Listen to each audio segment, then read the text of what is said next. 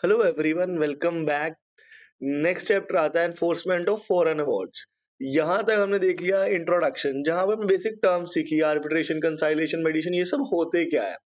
फिर आया चैप्टर 2, जिसने बताया कंप्लीट आर्बिट्रेशन के बारे में। आर्बिट्रेशन स्टार्ट करना तो पहले एग्रीमेंट बनाओ, फिर आर्बिट्रेबल, उसके बेस पे आर्बिट्रेबल प्रोसीडिंग्स होंगी, उसमें काफी सारे प्रोसीजर्स क्या होंगे, लैंग्वेज प्लेस कौन डिटरमाइन करेगा, आर्बिट्रेशन प्रोसीडिंग्स के बेस पे आएगा आर्बिट्रेबल अवार्ड, जिसको बोलते हैं आर्बिट्रेटर की जजमेंट। फिर क्या वो एनफोर्सेबल होगी नहीं होगी, कुछ टेक्निकलिटीज आ गई तो उस पे क्या होगा। तो वो सब प्रोसीजर कवर किया चैप्टर 2 में। अब बारी आती है चैप्टर 3 की, जहां हम सीखेंगे कि आर्बिट्रेशन के क्या क्या टाइप्स हो सकते हैं, मतलब आर्बिट्रेशन कौन कौन से हो सकते हैं।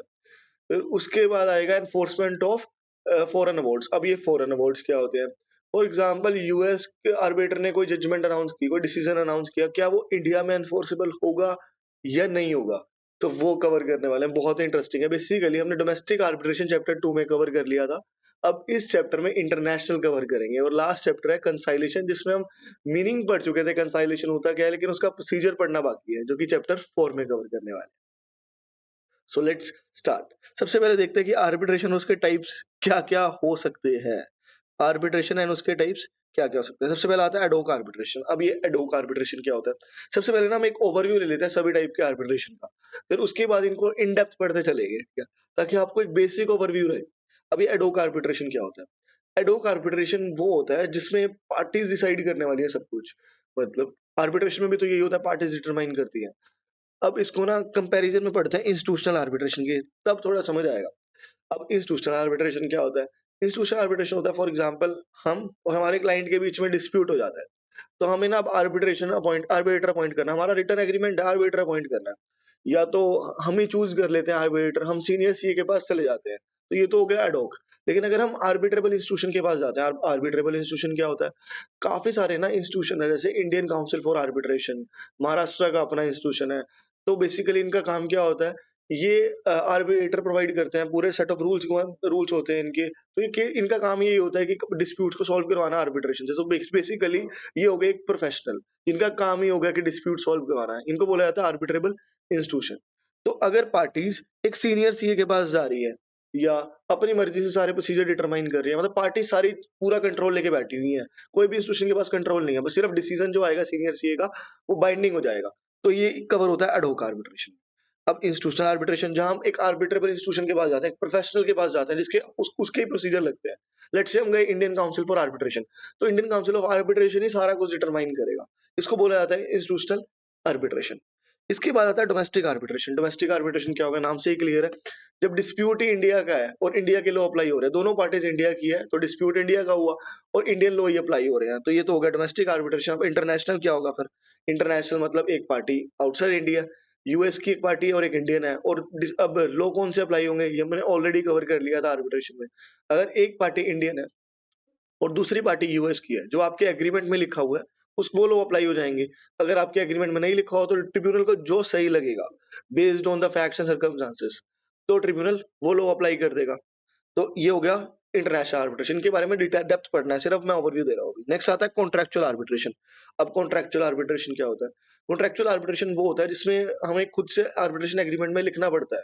फॉर एग्जाम्पल, हमने क्लाइंट के साथ एग्रीमेंट कर लिया, एंगेजमेंट लेटर बना लिया, हमने लिख दिया वहां पे all disputes are subject to arbitration, ये हो गया कॉन्ट्रेक्चुअल आर्बिट्रेशन। अब आता है स्टैट्यूटरी आर्बिट्रेशन। इन दोनों को कंपैरिजन में पढ़ेंगे तभी समझ आएगा। स्टैट्यूटरी आर्बिट्रेशन क्या होता है, कहीं एक्ट्स में कंपलसरी लिखा हुआ है, जैसे इंडियन ट्रस्ट एक्ट कंपलसरी बोलता है कि आपको आर्बिट्रेशन में ही जाना पड़ेगा, आप कोर्ट में जा ही नहीं सकते। फॉर एग्जाम्पल, सबसे पहले आप आर्बिट्रेशन में ही जाओगे, कोई भी डिस्प्यूट आता है ट्रस्ट एक्ट का, तो स्टैट्यूटरी आर्बिट्रेशन कंपलसरी बोल देता है, आप क्लोज में लिखो ना लिखो, मतलब आपके डिस्प्यूट सॉल्व ही आर्बिट्रेशन से होने वाले हैं। तो ये होगा स्टैट्यूटरी आर्बिट्रेशन। लेकिन कॉन्ट्रेक्चुअल क्या होता है, जिसमें हम क्लोज में लिखते हैं। अब डाउट ये आ सकता है, कॉन्ट्रेक्चुअल आर्बिट्रेशन और एडहोक आर्बिट्रेशन तो सेम ही होंगे, एडहोक में भी हम पार्टीज डिटरमाइन कर रही हैं, कॉन्ट्रेक्चुअल में भी खुद ही डिटरमाइन कर रहे हैं, तो फर्क क्या हुआ। कॉन्ट्रेक्चुअल और एडहोक ऑलमोस्ट सिमिलर ही है, लेकिन सोर्स का फर्क है। कॉन्ट्रेक्चुअल ये बताता है कि आर्बिट्रेशन किस सोर्स से आया, हमने क्लोज में लिखा तभी तो आया। फिर एडहोक बताता है उसका प्रोसीजर, क्लोज में तो लिख दिया, उसके बाद का प्रोसीजर क्या रहने वाला है, पार्टीज डिटरमाइन करने वाली है, वो सब बताया एडहोक ने। ऐसे ही स्टैट्यूटरी आर्बिट्रेशन ने बताया सोर्स। फॉर एग्जांपल, आर्बिट्रेशन का सोर्स आया कहां से, क्योंकि लॉ ने बताया ना, इसी वजह से तो आर्बिट्रेशन में जा रहे हैं। तो दोनों में डिफरेंस सोर्स का है और यहाँ प्रोसीजर का डिफरेंस है। आई होप अब क्लियर होगा। बाकी इन डेप्थ पढ़ेंगे तो और क्लैरिटी मिल जाएगी। अब इसके बाद आता है fast track arbitration, section 29B already cover कर चुके हैं चैप्टर नंबर 2 में। फास्ट ट्रैक आर्बिट्रेशन होता है जो विद इन 6 मंथ्स खत्म करना होता है। या स्टेटमेंट ऑफ क्लेम और डिफेंस जो सबमिट करना होता था वो 6 मंथ्स में करना होता था दोनों पार्टीज को, क्लेमेंट को भी और जो रिस्पोंडेंट है उनको भी, दोनों को 6 मंथ्स में सबमिट करना पड़ता था। उसके बाद ट्रिब्यूनल उसको देखेगा, समझेगा, और जब प्रोसीडिंग्स कंप्लीट हो जाएंगी कब तक अवार्ड अनाउंस करना है, विद इन 12 मंथ्स। ये तो नॉर्मल सर्कमस्टांसेस में था, लेकिन फास्ट ट्रैक में with in 6 months. Fast track वो होता है जिसमें सारी चीजें राइटिंग में होने वाली है, मतलब ओरल हियरिंग अलाउड नहीं होती, कुछ एक्सेप्शन केसेस में ओरल हियरिंग अलाउ हो जाती है, ज्यादातर राइटिंग में होती है। अब इसके बाद बचा फॉरेन आर्बिट्रेशन। फॉरेन आर्बिट्रेशन क्या होगा, जब फॉरेन अवार्ड आना है, फॉर एग्जाम्पल जब आर्बिट्रेशन इंडिया में नहीं हो रहा, आउटसाइड इंडिया हो रहा है, लेकिन वो इंडिया में एनफोर्सेबल होगा या नहीं होगा, उसके लिए हम कन्वेंशन पढ़ने वाले हैं। तो ये थे कुछ बेसिक आर्बिट्रेशन के टाइप्स। तो सबसे पहले स्टार्ट करते हैं एडहोक और इंस्टीट्यूशनल। पेयर्स में करेंगे हम तो और अच्छे समझ आएगा, क्योंकि इनके डिफरेंसेस भी दिए हुए हैं। पेयर्स इन द सेंस कि सबसे पहले हम पढ़ेंगे एडहोक और इंस्टीट्यूशनल में क्या फर्क होता है, फिर डोमेस्टिक और इंटरनेशनल में क्या फर्क होता है, कॉन्ट्रेक्चुअल और स्टैट्यूटरी में क्या फर्क होता है, और ये तो इंडिपेंडेंट ही है, फास्ट ट्रैक एंड फॉरेन। तो सबसे पहले स्टार्ट करते हैं एडहोक आर्बिट्रेशन से। एडहोक आर्बिट्रेशन क्या होता है? एडहोक आर्बिट्रेशन सिंपल है, जहां पार्टीज डिटरमाइन करने वाले, सब कुछ सिंपल वर्ड है, पार्टीज डिटरमाइन करेंगी। हम सीनियर सीए के पास जा रहे हैं, अगर हम इसका एग्जांपल ले तो हम कोई इंस्टीट्यूशन के पास नहीं जा रहे। Ad hoc arbitration refers to a type of arbitration where parties involved in a dispute manage the arbitration process themselves. सारा प्रोसेस पार्टीज डिटरमाइन करेंगे, प्रोसीजर डिटरमाइन करेंगे, लैंग्वेज, हियरिंग, क्या कौन आर्बिट्रेटर आएगा, सब कुछ डिटरमाइन कौन करने वाला है, parties, without the assistance of arbitrable institution. Selection of arbitrator कौन करेगा, पार्टीज। प्रोसीजरल रूल कौन डिटरमाइन करेगा, पार्टीज। बहुत इजी है। एडमिनिस्ट्रेशन कौन चेक करेगा कि हियरिंग टाइम पे हुई नहीं हुई, सबको नोटिस गया है नहीं गया, कौन, parties. Require parties to handle the admit task. Admit task क्या हो सकता है, हियरिंग डेट्स, डॉक्यूमेंट्स एक्सचेंज सही हुए या नहीं हुए, कम्युनिकेशन प्रॉपर हो रही है या नहीं हो रही, प्रॉपर नोटिस जा रहा था नहीं जा रहा था हियरिंग से पहले, तो कौन डिटरमाइन कर रहा है, पार्टीज। इंस्टीट्यूशन कोई डिटरमाइन नहीं कर रहा, हम ही डिटरमाइन कर रहे हैं, हम और क्लाइंट दोनों मिलके, और सीनियर सीए को बता देते हैं कि इस टाइम पे मिलना है, तो वो आ जाता है। मतलब बेसिकली जब सीनियर से डिसीजन अनाउंस करेगा वो बाइंडिंग हो जाएगा, लेकिन सारा कंट्रोल किसके पास है, पार्टीज के पास। फ्लेक्सिबिलिटी है, क्योंकि इतनी सारी चीजें आ गई हैं, मतलब आर्बिटर हम अपॉइंट कर रहे हैं, रूल्स हम डिटरमाइन कर रहे हैं, तो फ्लेक्सिबिलिटी तो होगी। Next cost. अगर कॉस्ट देखें तो इस प्रोसेस में कॉस्ट ज्यादा आएगी वर्सेस इंस्टीट्यूशनल। इंस्टीट्यूशनल में तो हम एक इंस्टीट्यूशनल एजेंसी के पास जा रहे हैं, वहां कॉस्ट ज्यादा आनी चाहिए, क्या लगता है, यहाँ कॉस्ट कम आएगी, क्योंकि यहाँ पे सब काम कौन कर रहा है, पार्टीज। अगर पार्टीज लेट से जल्दी केस को निपटाना चाहती है तो टास्क कम रखे, अगर टाइम ज्यादा लगाना चाहते हैं तो कॉस्ट ज्यादा आएगी। तो बेसिकली पार्टीज के पास कंट्रोल है, पार्टीज के पास जब कंट्रोल होता है तो कॉस्ट आती है कम। आर्बिट्रेटर ने तो, आर्बिट्रेबल इंस्टीट्यूशन तो फिक्स फीस चार्ज कर लेनी अपफ्रंट कॉस्ट, लाओ जी इतना पैसा दो, हर यूनिट का इतना पैसा लगेगा बस, और वो पैसा बहुत ही ज्यादा होता है। cost ad hoc arbitration is cost effective compared to institutional arbitration because parties do not incur administrative fees charged by the arbitrable institution। यहाँ पे हमें कोई फीस बियर करने की जरूरत नहीं है। नेक्स्ट आता है एनफोर्सेबिलिटी। क्या आर्बिट्रेशन एनफोर्सेबल होगा? एड होक आर्बिट्रेशन बेसिकली एनफोर्सेबल होगा। आर्बिट्रेशन चाहे कोई भी हो, एनफोर्सेबल तो होता ही है। आर्बिट्रेटर का कोई भी डिसीजन आए वो तो फाइनल और बाइंडिंग तो होगा ही, और उसे डिक्री ऑफ कोर्ट की तरह लिया जाएगा, मतलब कोर्ट के पास पावर है समन्स भेजने की, तो एनफोर्सेबिलिटी तो रहने ही वाली है हर एक आर्बिट्रेशन में। Next, expertise of arbitrator. इसका क्या मतलब हुआ? जब पार्टीज ने ही सब कुछ डिसाइड करना है तो हम कौन से आर्बिटर के पास जाएंगे? हम लेट से हमारा डिस्प्यूट है ऑडिट फीस के पास, क्या हम डॉक्टर के पास जाएं? ऐसा ऐसे आर्बिटर के पास जाएं जो कि डॉक्टर हो? हमारा तो कोई लेना देना ही नहीं डॉक्टर से। हम जाएंगे सीए के पास, क्योंकि सीए ही है जो कि ऑडिट को समझता है, वही बेटर डिसीजन ले सकता है। जब पार्टीज को डिटरमाइन करना तो पार्टीज कौन सा आर्बिटर चूज करेगी? जिसका सब्जेक्ट मैटर में, जो हमारा डिस्प्यूट है उस सब्जेक्ट मैटर में बेसिकली एक्सपर्टीज हो, तो उसके पास जाएंगे। The party can choose the arbiter with expertise in specific subject matter. तो ये भी एक फीचर हुआ एड होक आर्बिट्रेशन का। Next, level of confidentiality. जब तीन ही लोग होने वाले हैं, दो पार्टीज और एक आर्बिटर, उसको भी पार्टीज ही चूज कर रहे हैं, तो ऑब्वियसली एक ट्रस्टफुल बंदा होगा, तो कॉन्फिडेंशियलिटी क्या रहने वाली है यहाँ पे? Very very high. तो देखा जाए फीचर्स क्या हुआ आर्बिट्रेशन के, सब कुछ कौन कर रहा है? Party. Selection of arbitrator parties, procedure rule parties, administration parties, flexibility तो है ही क्योंकि सब पार्टीज कर रही है। अब इसके बाद आता है कॉस्ट। कॉस्ट यहाँ पे क्या है कि कम, इंस्टीट्यूशन में ज्यादा होता है क्योंकि वहां पे आर्बिट्रेबल इंस्टीट्यूशन की फीस जाती है। एनफोर्सेबिलिटी तो हर आर्बिट्रेशन की रहने वाली है। एक्सपर्टीज ऑफ आर्बिटर, हम वो आर्बिटर चूज करेंगे जो कि हमारा डिस्प्यूट्स को बेटर समझ पाए। लेवल ऑफ कॉन्फिडेंशियलिटी, तीन ही लोग हैं तो पार्टीज का ग्रेटर कंट्रोल है प्रोसेसेस पे, ग्रेटर कंट्रोल है, तो इस वजह से confidentiality would be very very high. इसके बाद आता है इंस्टीट्यूशनल आर्बिट्रेशन। है डॉक हमें समझ आ गया, इसके बाद आता है इंस्टीट्यूशनल। अब हम जाने वाले हैं आर्बिट्रेबल इंस्टीट्यूशन के पास। हमें नहीं समझ आता कि पार्टीज कौन सी ढूंढे, क्योंकि हमें लगता है कि सीनियर सीए बायस्ड हो सकता है। हमें चाहिए ज्यादातर न्यूट्रलिटी, मतलब जो बिल्कुल भी बायस्ड ना हो। हम जाते हैं आर्बिट्रेबल इंस्टीट्यूशन, हम गए हैं इंडियन काउंसिल फॉर आर्बिट्रेशन के पास कि हमारा डिसीजन अनाउंस करो आप, मतलब बेसिकली हमारा डिस्प्यूट देखो और आप डिसीजन अनाउंस करो। तो इसमें देखा जाए इंस्टीट्यूशन आर्बिट्रेशन होता है जहाँ पे एक प्रायर एग्रीमेंट होता है पार्टीज के बीच में, एक एग्रीमेंट होता है और क्लोज में लिखा जाता है कि हम आर्बिट्रेशन पे जाने वाले हैं। Different disputes will be settled bye arbitration. इतना तो होता ही होता है, तो इतना तो हर एक आर्बिट्रेशन में रिक्वायरमेंट है, या तो आप एग्रीमेंट करो क्लोज में लिखो, अदरवाइज आप आर्बिट्रेशन में जा ही नहीं सकते। एंड एक वर्ड और भी है, हमने ये लिखा हुआ है कि सारी प्रोसीडिंग्स आर्बिट्रेशन से होंगी, और मतलब and basically and will be refer to the establish arbitrable institution और ऑर्गेनाइजेशन। सारी प्रोसीडिंग्स आर्बिट्रेशन से होंगी और आर्बिट्रेबल इंस्टीट्यूशन के पास ही जाएंगी। हम पार्टीज कुछ डिटरमाइन करने वाले नहीं है। कौन डिटरमाइन करेगा? आर्बिट्रेबल इंस्टीट्यूशन, जैसे इंडियन काउंसिल फॉर आर्बिट्रेशन। तो एडमिनिस्ट्रेशन किसके पास होगी? Institutional arbitration administered by the specialised arbitrable institution.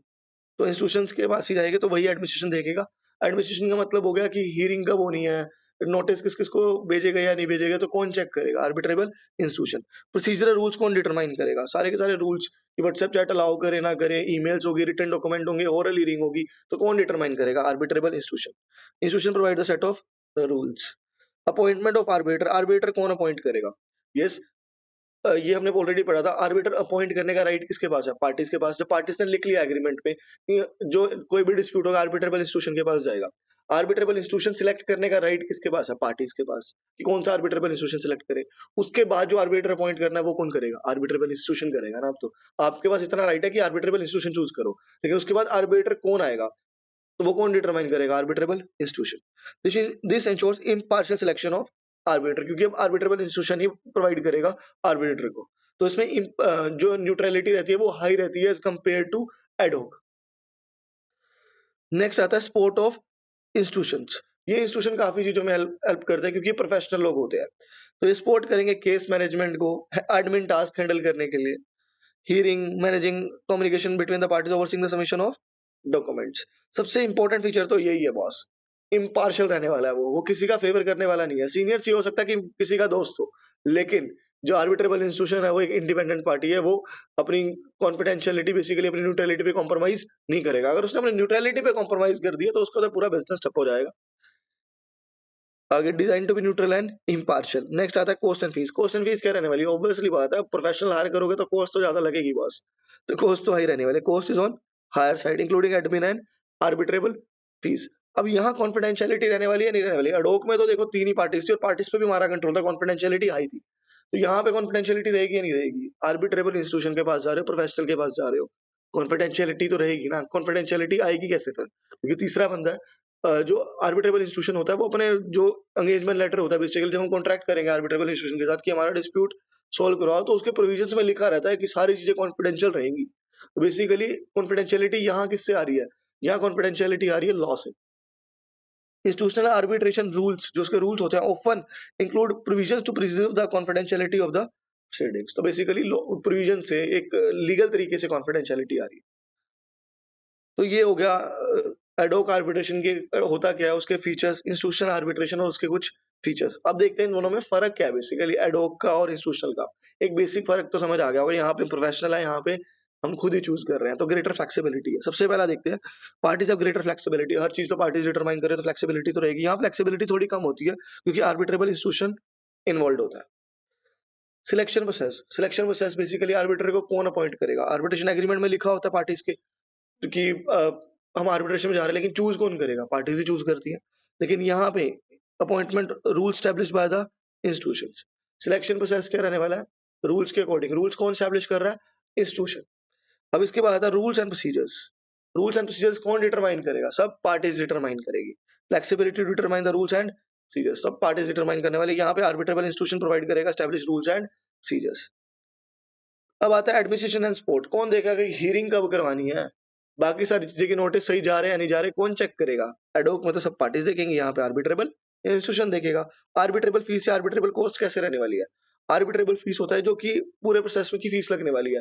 Parties का तो पूरा कंट्रोल है, यहाँ पे एडहोक में देखा जाए तो एडहोक में तो पूरी पार्टीज ही कंट्रोल कर रही है, तो फीस कंट्रोल कौन कर रहा है? पार्टी। तो यहाँ पे फीस थोड़ी कम आने वाली है क्योंकि parties have more control over the arbitration fees. लेकिन आर्बिट्रेशन इंस्टीट्यूशन तो फीस ज्यादा चार्ज करने वाला है। भाई मैं सारा कुछ प्रोफेशनली हैंडल कर रहा हूँ, आपको प्रॉपर प्रोसीजर्स दे रहा हूँ, रूल बना रहा हूँ, तो उसके पैसे तो लगेगा ना भैया।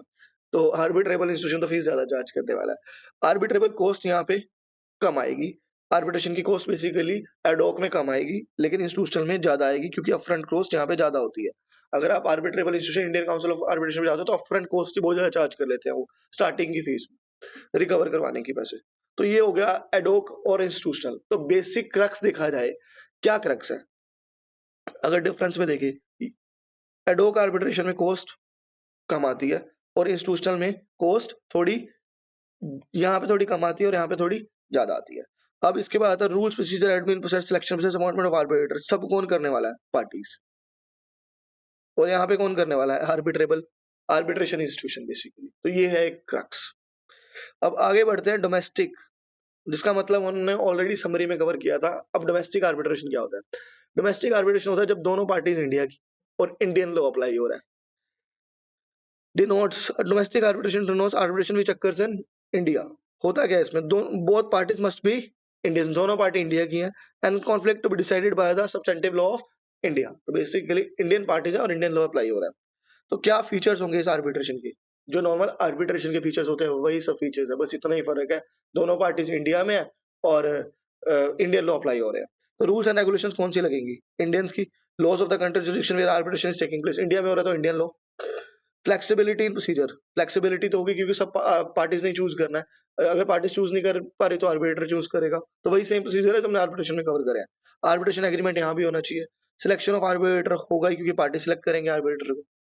पावर्स ऑफ ट्रिब्यूनल, पावर्स क्या है ट्रिब्यूनल के पास? ट्रिब्यूनल जो डिसीजन अनाउंस करेगा वो क्या होगा? Final and binding. अवार्ड्स, क्या उसको एनफोर्स किया जा सकता है? हाँ, कुछ लिमिटेड ग्राउंड पे एनफोर्स किया जा सकता है। अगर मान लो आर्बिट्रेटर ने कोई डिसीजन अनाउंस किया, पार्टीज नहीं मान रही है, हम नहीं मानते 8.5 लाख रुपए में सेटल करना है आपको डिस्प्यूट 10 लाख वाला, तो क्या किया जाए?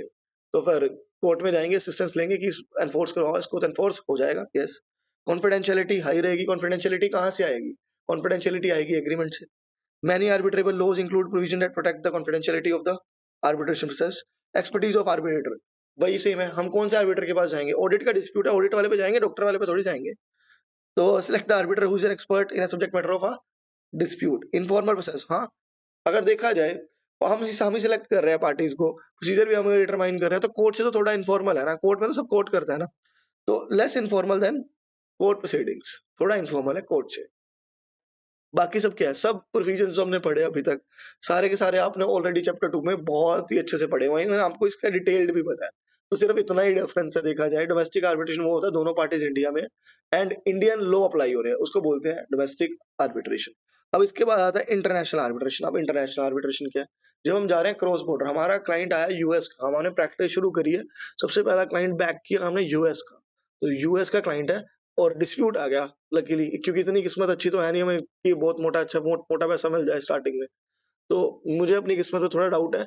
स्टार्टिंग में प्रैक्टिस शुरू करी, यूएस का एक क्लाइंट आया पर डिस्प्यूट हो गया, पैसे ही नहीं दे रहा। तो अब क्या किया जाए? इंटरनेशनल आर्बिट्रेशन में जाएंगे ना, जहाँ एक पार्टी आउटसाइड इंडिया होती है और लॉ डिटरमाइन होते हैं एग्रीमेंट से। अगर एग्रीमेंट नहीं आ रहा तो ट्रिब्यूनल डिटरमाइन करेगा। International arbitration method resolving dispute between parties from different countries including involving cross border transactions. अब क्या क्या फीचर्स है इसके? अब पार्टीज कहाँ की होंगी? डिफरेंट कंट्रीज की, जहाँ इंटरनेशनल डायमेंशंस की ट्रांजैक्शंस आएंगी आएंगी। आर्बिट्रेशन एग्रीमेंट जरूरी होगा। यस, आर्बिट्रेशन एग्रीमेंट तो चाहिए ही चाहिए अगर आर्बिट्रेशन में जाना है तो, जो कि इंटरनेशनल कॉन्ट्रैक्ट्स में इंक्लूडेड होता ही है।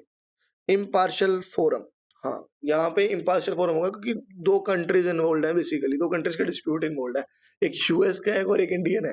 तो पार्टीज तो जो आर्बिट्रेटर होगा वो तो इम्पार्शियल चाहिए ही चाहिए। ऑटोनोमी, क्या पार्टीज के पास यहाँ भी राइट है आर्बिट्रेटर चूज करने का, प्रोसीजर चूज करने का? यस, वो तो फंडामेंटल प्रिंसिपल्स है। Under arbitration law parties in dispute choose the governing law for the substance of the dispute, providing flexibility predictability in the resolution process. तो basically parties के पास right है कि कौन सा लॉ चूज करना है। अगर लेट्स से यूएस है तो यूएस वाली पार्टी बोल सकती है कि हम तो अपना यूएस का लॉ चूज करेंगे, हम बोल सकते हैं हम अपना चूज करेंगे। अगर कॉन्फ्लिक्ट होता है तो ट्रिब्यूनल डिटरमाइन करेगा कि दोनों पार्टीज एग्री कर लेते हैं, let's say Indian law apply होगा तो इंडियन अप्लाई हो जाएगा। तो ऑटोनोमी है देखा जाएगा। एडोक होगा या इंस्टीट्यूशनल होगा? बेसिकली हम इसको सॉल्व कराएंगे एक प्रॉपर अथॉरिटी के पास जाके, जैसे सिंगापुर आर्बिट्रेशन है, सिंगापुर वाले के पास जाएंगे या फिर हम खुद ही चूज करेंगे? हम खुद ही चूज कर सकते हैं। तो दोनों चीजें अप्लाई होंगी, एडोक भी होगा और इंस्टीट्यूशन, जो पार्टीज को सही लगे दोनों में से कुछ भी चूज करो। Selection of arbitrator, parties free to select the arbitrator. Confidentiality तो रहेगी क्योंकि वही है, प्रोविजन से कॉन्फिडेंशियलिटी आ रही है। कल्चरल सेंसिटिविटी, ये नया पॉइंट है। कल्चरल सेंसिटिविटी क्या है? हम इंडियन है, इंडियन होते हैं, इंडियन को आती है हिंदी बढ़िया, लेकिन यूएस वाले को हिंदी नहीं आती। तो कल और उसका कल्चर भी अलग है, हमारे कल्चर अलग है। हम थोड़े सुपरस्टिशियस में थोड़ा ज्यादा बिलीव करते हैं और वो थोड़ा कम बिलीव करते हैं। तो अलग अलग कल्चर है बेसिकली।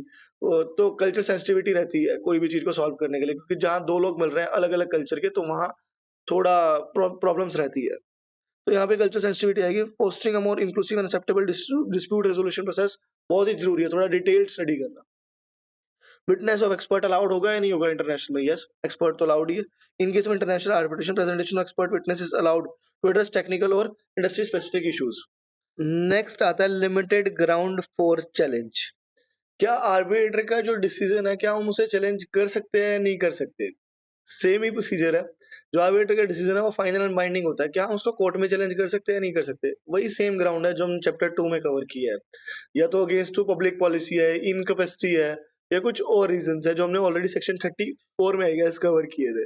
तो वही ग्राउंड पे चैलेंज हो सकता है और कोई ग्राउंड नहीं है, कोई अपील फाइल नहीं हो सकती। मान लो अगर जो आर्बिट्रेबल इंस्टीट्यूशन ने आर्बिट्री था बेसिकली, उसी की डिफेक्ट था, लेट्स से, या तो आर्बिट्र एग्रीमेंट ही नहीं था, प्रोसीजर ही गलत हुए, तो वहां पे चैलेंज किया जा सकता है। अदरवाइज कोई चैलेंज करने का कोई ग्राउंड है ही नहीं। तो इंटरनेशनल आर्बिट्रेशन में भी वही रूल्स एप्लीकेबल होंगे। Next, cost effective. क्या इंटरनेशनल आर्बिट्रेशन कॉस्ट इफेक्टिव है? हाँ, कॉस्ट इफेक्टिव है। कॉस्ट इफेक्टिव कैसे हुआ? क्योंकि पैसे तो बहुत लग रहे हैं, इंटरनेशनल है। लिटिगेशन से कॉस्ट इफेक्टिव है, कोर्ट के प्रोसीजर से कॉस्ट इफेक्टिव है। वैसे कोई कॉस्ट इफेक्टिव नहीं है अगर बाकी आर्बिट्रेशन से कंपेयर किया जाए तो। Cost effective alternative to litigation. Litigation से कॉस्ट इफेक्टिव है बेसिकली। तो देखा जाए अब तक डोमेस्टिक आर्बिट्रेशन और इंटरनेशनल आर्बिट्रेशन में फर्क क्या आ रहा है? ज्यादातर फर्क तो डेफिनेशन में ही क्लियर हो गया था। बाकी जो आर्बिट्रेशन आर्बिट्रेशन के पॉइंट्स हैं, जैसे अपॉइंटमेंट कौन करेगा, पार्टीज करेगी, और बाकी चीजें देखें तो अब प्रोसीजर कौन डिटरमाइन करेगा, पार्टीज ही करेगी। लेकिन फर्क किस चीज का आ रहा है? फर्क आ रहा है दो चीजों का।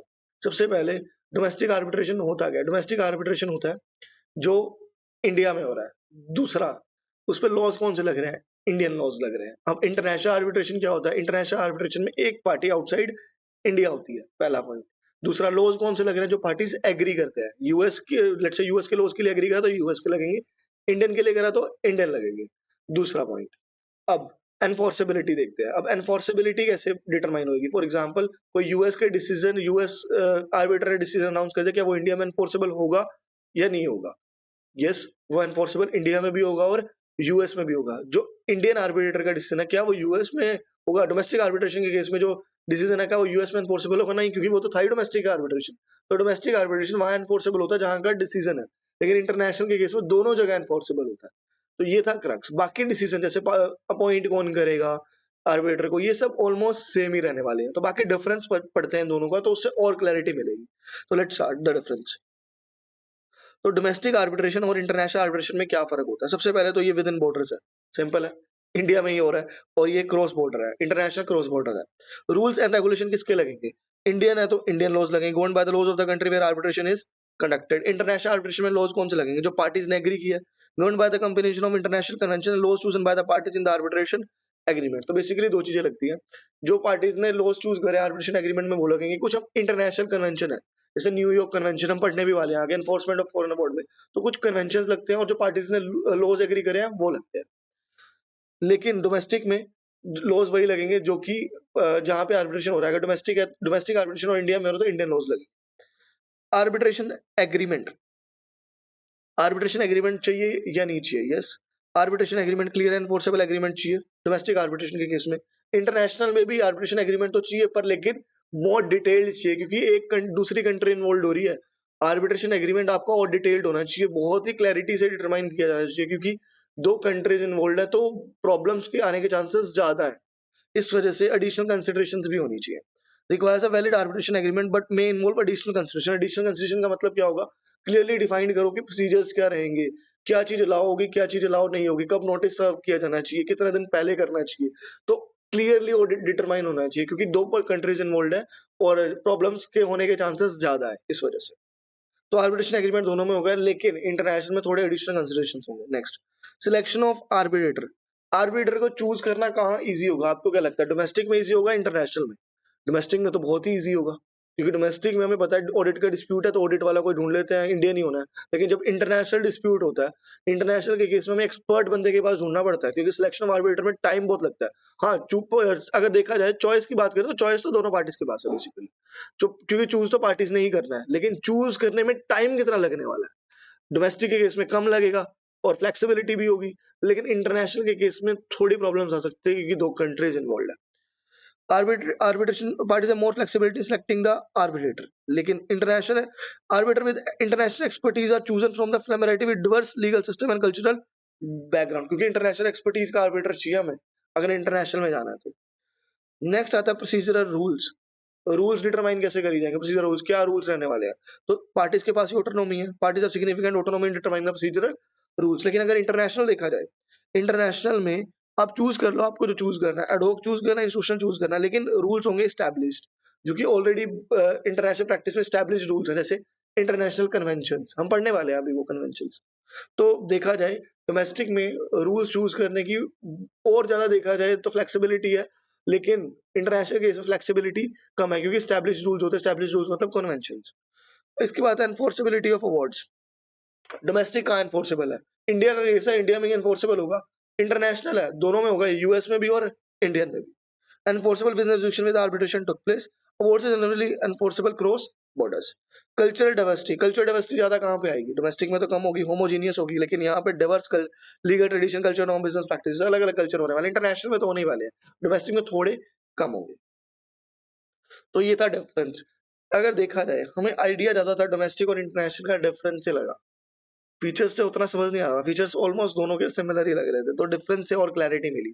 तो डिफरेंस अगर आप डिफरेंस से पढ़ोगे तो ज्यादा क्लैरिटी मिलेगी, फीचर्स आप स्किप भी कर सकते हो, सिर्फ साइड पॉइंट्स रीड करके स्किप कर सकते हो, not much relevant. Difference important है, जिससे आपको क्लैरिटी मिलेगी। नेक्स्ट आता है कॉन्ट्रेक्चुअल आर्बिट्रेशन। अब कॉन्ट्रेक्चुअल आर्बिट्रेशन क्या होता है और दूसरा आता है स्टैट्यूटरी आर्बिट्रेशन क्या होता है। अगर हम इन दोनों को डिफरेंस से ही पढ़ेंगे तो और क्लैरिटी मिलेगी।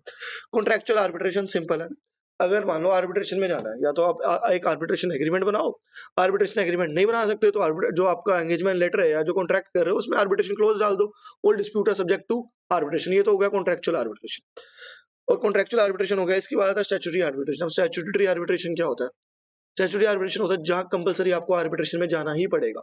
जैसे example section 43C Indian trust act का कहता है कि provides to deal with a dispute to arbitration, मतलब सारे के सारे डिस्प्यूट्स कैसे रिजॉल्व होंगे? आर्बिट्रेशन से।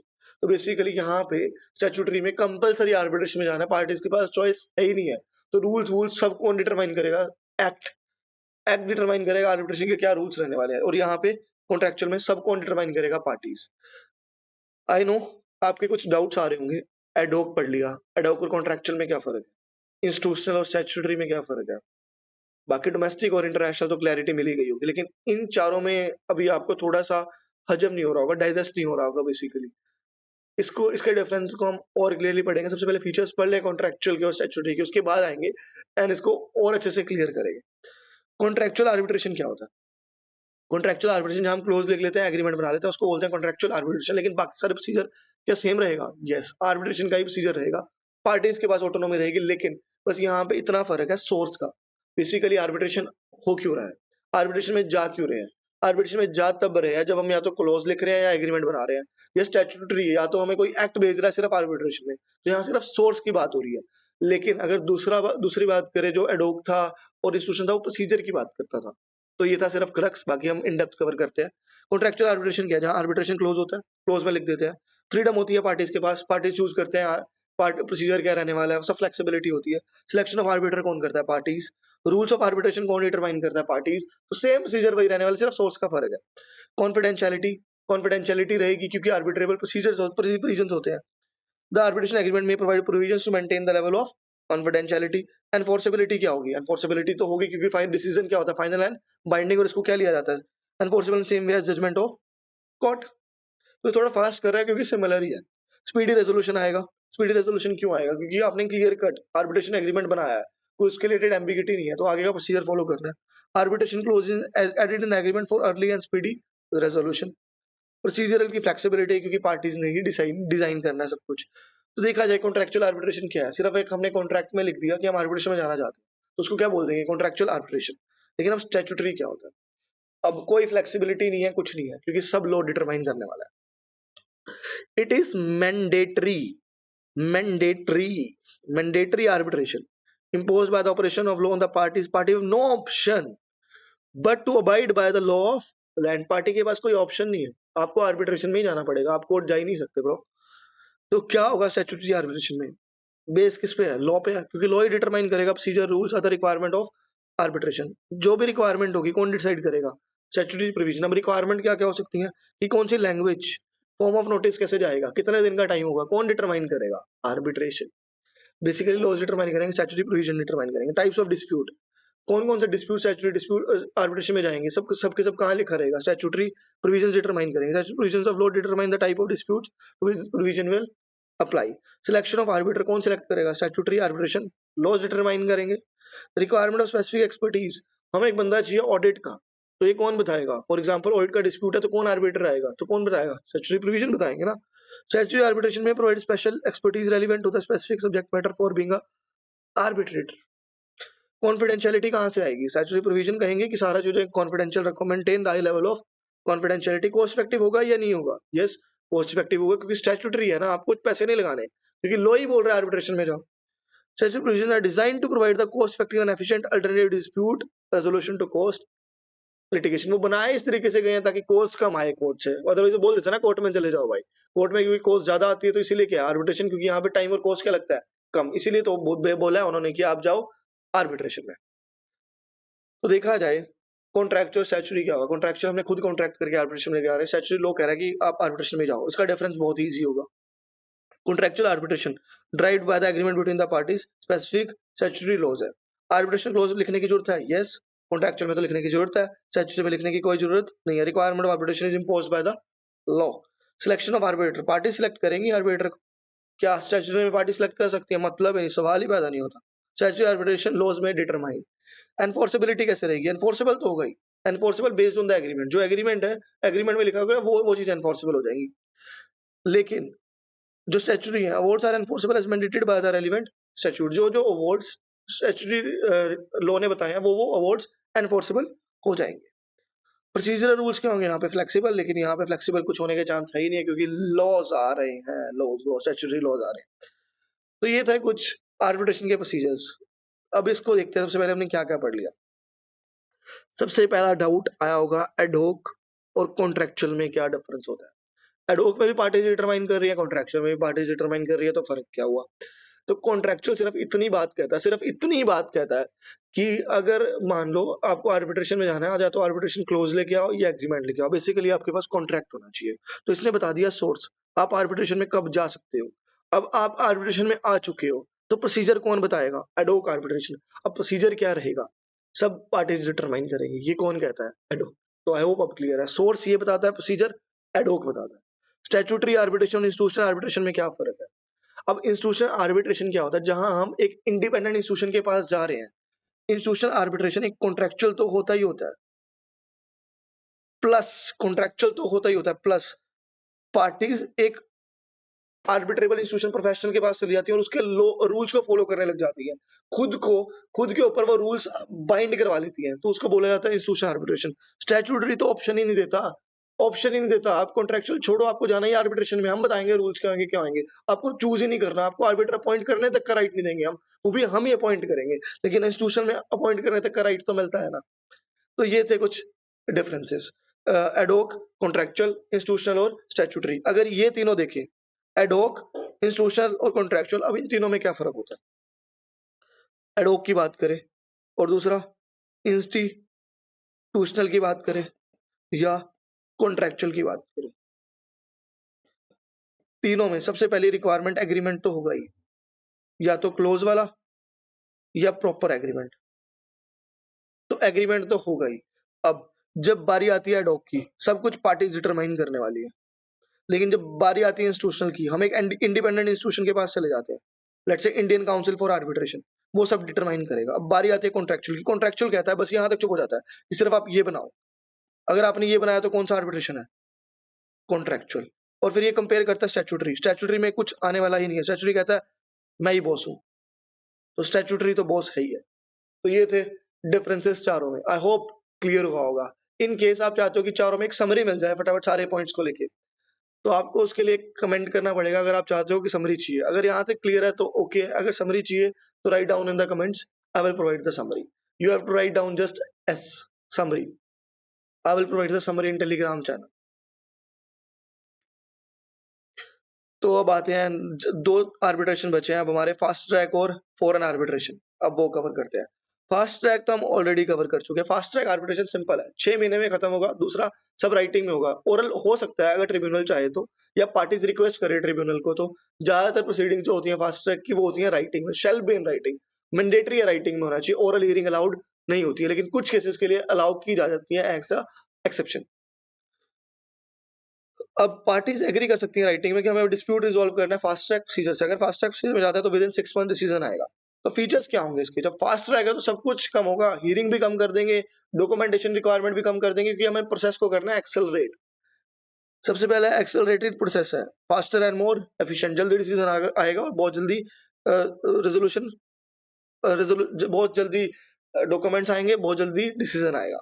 लिमिटेड रिक्वायरमेंट ऑफ डॉक्यूमेंट्स, आपने 10 लाख लेने क्लाइंट से, इनवॉइस भेजो, ऑडिट की वर्किंग भेजो। पार्टीज को फिर डिफेंस वाला भेजेगा अपनी राइटिंग में वर्किंग की क्या क्या प्रॉब्लम्स थे इसमें, तो एक्सपर्ट अपॉइंट होगा या ट्रिब्यूनल खुद डिटरमाइन करेगा, उसके बेस पे फटाफट से डिसीजन अनाउंस कर देगा। तो लिमिटेड रिक्वायरमेंट डॉक्यूमेंट्स की, सिंपल प्रोसीजर है। फोकस डिस्कवरी प्रोसेस और शॉर्टर हियरिंग्स होने वाली है। लिमिटेड नंबर ऑफ हियरिंग है, क्योंकि फास्ट ट्रैक है, 6 महीने में डिसीजन लेना है, तो हियरिंग करते रहे तो कहाँ से डिसीजन आएगा भाई।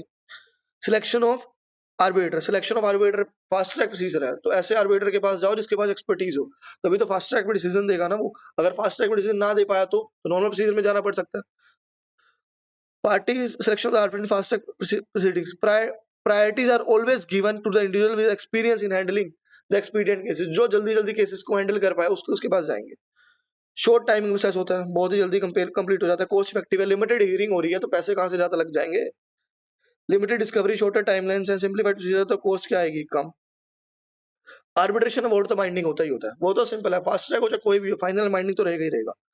Earn final and binding flexibility है, पार्टीज के पास स्पेसिफिक प्रोसीजर, पार्टीज को स्पेसिफिक प्रोसीजर फॉलो करना है नहीं करना, तो उसके लिए फ्लेक्सिबिलिटी है। फॉर एग्जांपल अगर पार्टी से आप हमारा प्रोसीजर फॉलो हो तो वो भी अलाउ हो सकता है।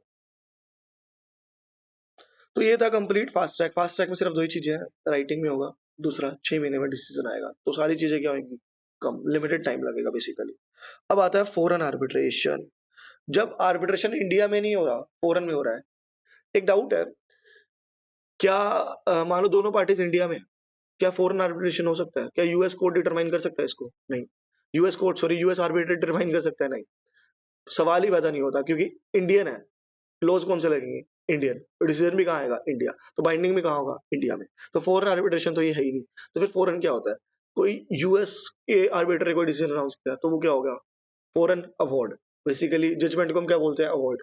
तो वो क्या हुआ, foreign arbitration. When arbitration proceedings are conducted in a place outside, US में आर्बिट्रेशन हो रहा है तो उसको क्या बोलेंगे, फॉरेन आर्बिट्रेशन। इस पे अवार्ड जो डिसीजन आएगा तो वो भी क्या होगा, फॉरेन अवार्ड। अब क्या वो इंडिया में एनफोर्सेबल होगा या नहीं होगा, तो हम उसको अभी कवर करने वाले हैं। इससे पहले देखते हैं कुछ arbitrable award.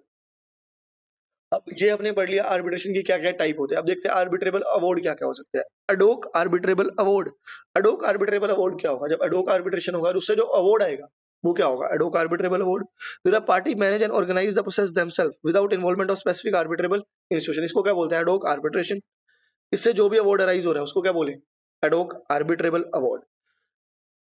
Effectiveness of ad hoc arbitrable award depends upon willingness of the party to cooperate and adhere to agreed upon procedures.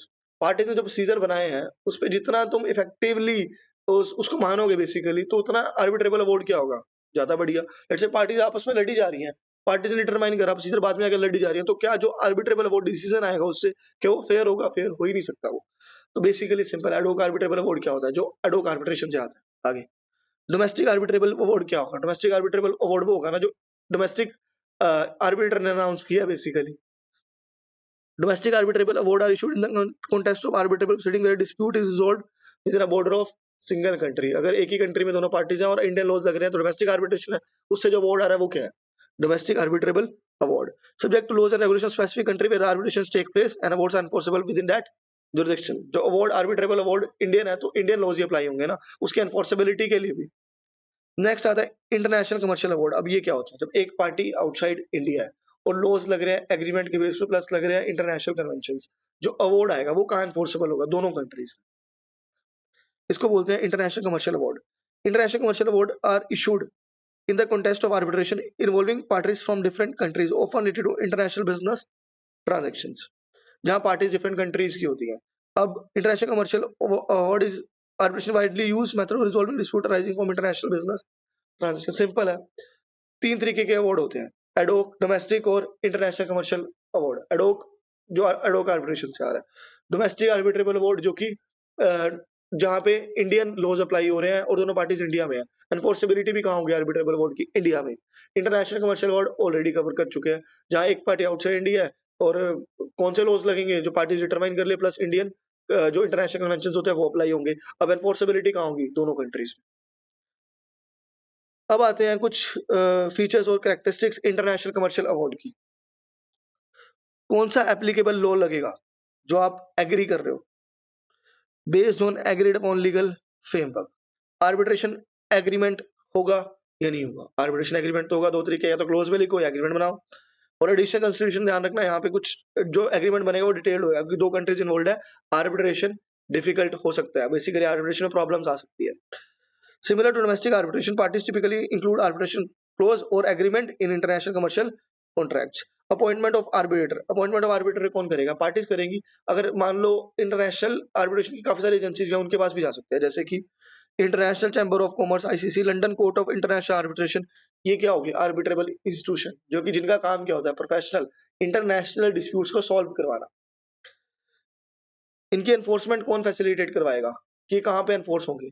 वो बताता है conventions. The recognition enforcement of international commercial awards are facilitated by international convention, जैसे कि New York convention. हम पढ़ने वाले हैं इसकी एनफोर्समेंट अभी। अभी इस चैप्टर का नाम क्या था? Enforcement of foreign awards. Foreign awards कौन से होते हैं? जो फॉरेन आर्बिट्रेशन से आता है। फॉरेन आर्बिट्रेशन क्या होता है? जहां प्रोसीडिंग्स आउटसाइड इंडिया हो रही है, यूएस ने कोई डिसीजन अनाउंस किया, तो क्या वो एनफोर्स इंडिया में होगा या नहीं होगा? वो कौन बताएगा? न्यूयॉर्क कन्वेंशन, वो हम पढ़ने वाले हैं। आर्बिट्रेबल प्रोसीजर रूल्स क्या रहेंगे? फ्लेक्सिबिलिटी है, पार्टीज डिटरमाइन करेगी। अगर हम कोई इंस्टीट्यूशन के पास जाता है तो वो डिटरमाइन कर लेगा, जैसे लंदन कोर्ट अपन देखा अभी, London court of international arbitration, अगर इसके पास जाता है तो ये डिटरमाइन कर लेगा। ये किसमें कवर हो जाएगा? इंस्टीट्यूशनल आर्बिट्रेशन में। अगर एडोक है तो पार्टीज डिटरमाइन कर लेंगे। Cost and time effectiveness. Cost और टाइम क्या रहेगा यहाँ पे? कम एज कंपेयर टू क्या? लिटिगेशन। वैसे तो बहुत ज्यादा रहने वाला, अगर बाकी देखें, इंटरनेशनल है ना भाई। Consider more cost effective than litigating. Confidentiality रहेगी या नहीं? कॉन्फिडेंशियलिटी यहाँ कैसे आएगी? प्रोविजन से। International commercial arbitration strike balance between transparency required for fairness and confidentiality desired by the business. Confidential procedure में भी outline international rules agreed upon by the parties. तो यहाँ तक हमने कवर कर लिया कि टाइप्स क्या होते हैं आर्बिट्रेशन के, आर्बिट्रेबल अवार्ड के क्या क्या टाइप्स हो सकते हैं। अब देखते हैं फॉरेन अवार्ड, फॉरेन प्रोसीडिंग्स और इनकी एनफोर्समेंट कैसे होती है। तो उसके लिए कुछ कन्वेंशंस बने हैं, जैसे न्यूयॉर्क कन्वेंशन अवार्ड, जो कि प्रैक्टिकली अप्लाई होता है। इसके नाम में न्यूयॉर्क है तो मतलब क्या सिर्फ यूएस के साथ हमारे जो एग्रीमेंट हो रहे हैं उस पर अप्लाई होगा? नहीं। New York convention award all over the world, basically 178 countries में, अप्रोक्सीमेटली 178 कंट्रीज में अप्लाई होता है। तो कोई भी इंटरनेशनल आज की डेट में अगर इंटरनेशनल आर्बिट्रेशन का केस है तो न्यूयॉर्क कन्वेंशन अप्लाई होते हैं उस पर। तो हम ये पढ़ेंगे न्यूयॉर्क कन्वेंशन होते क्या है। सबसे पहले आता है इसका सेक्शन नंबर 44। सेक्शन नंबर 44 क्या कहता है कि फॉरेन अवार्ड का क्या मतलब है। फॉरेन अवार्ड से पहले हम देखते हैं कि फॉरेन आर्बिट्रेशन का क्या मतलब है, जो हम ऑलरेडी पढ़ के आए हैं। फॉरेन आर्बिट्रेशन होता क्या है?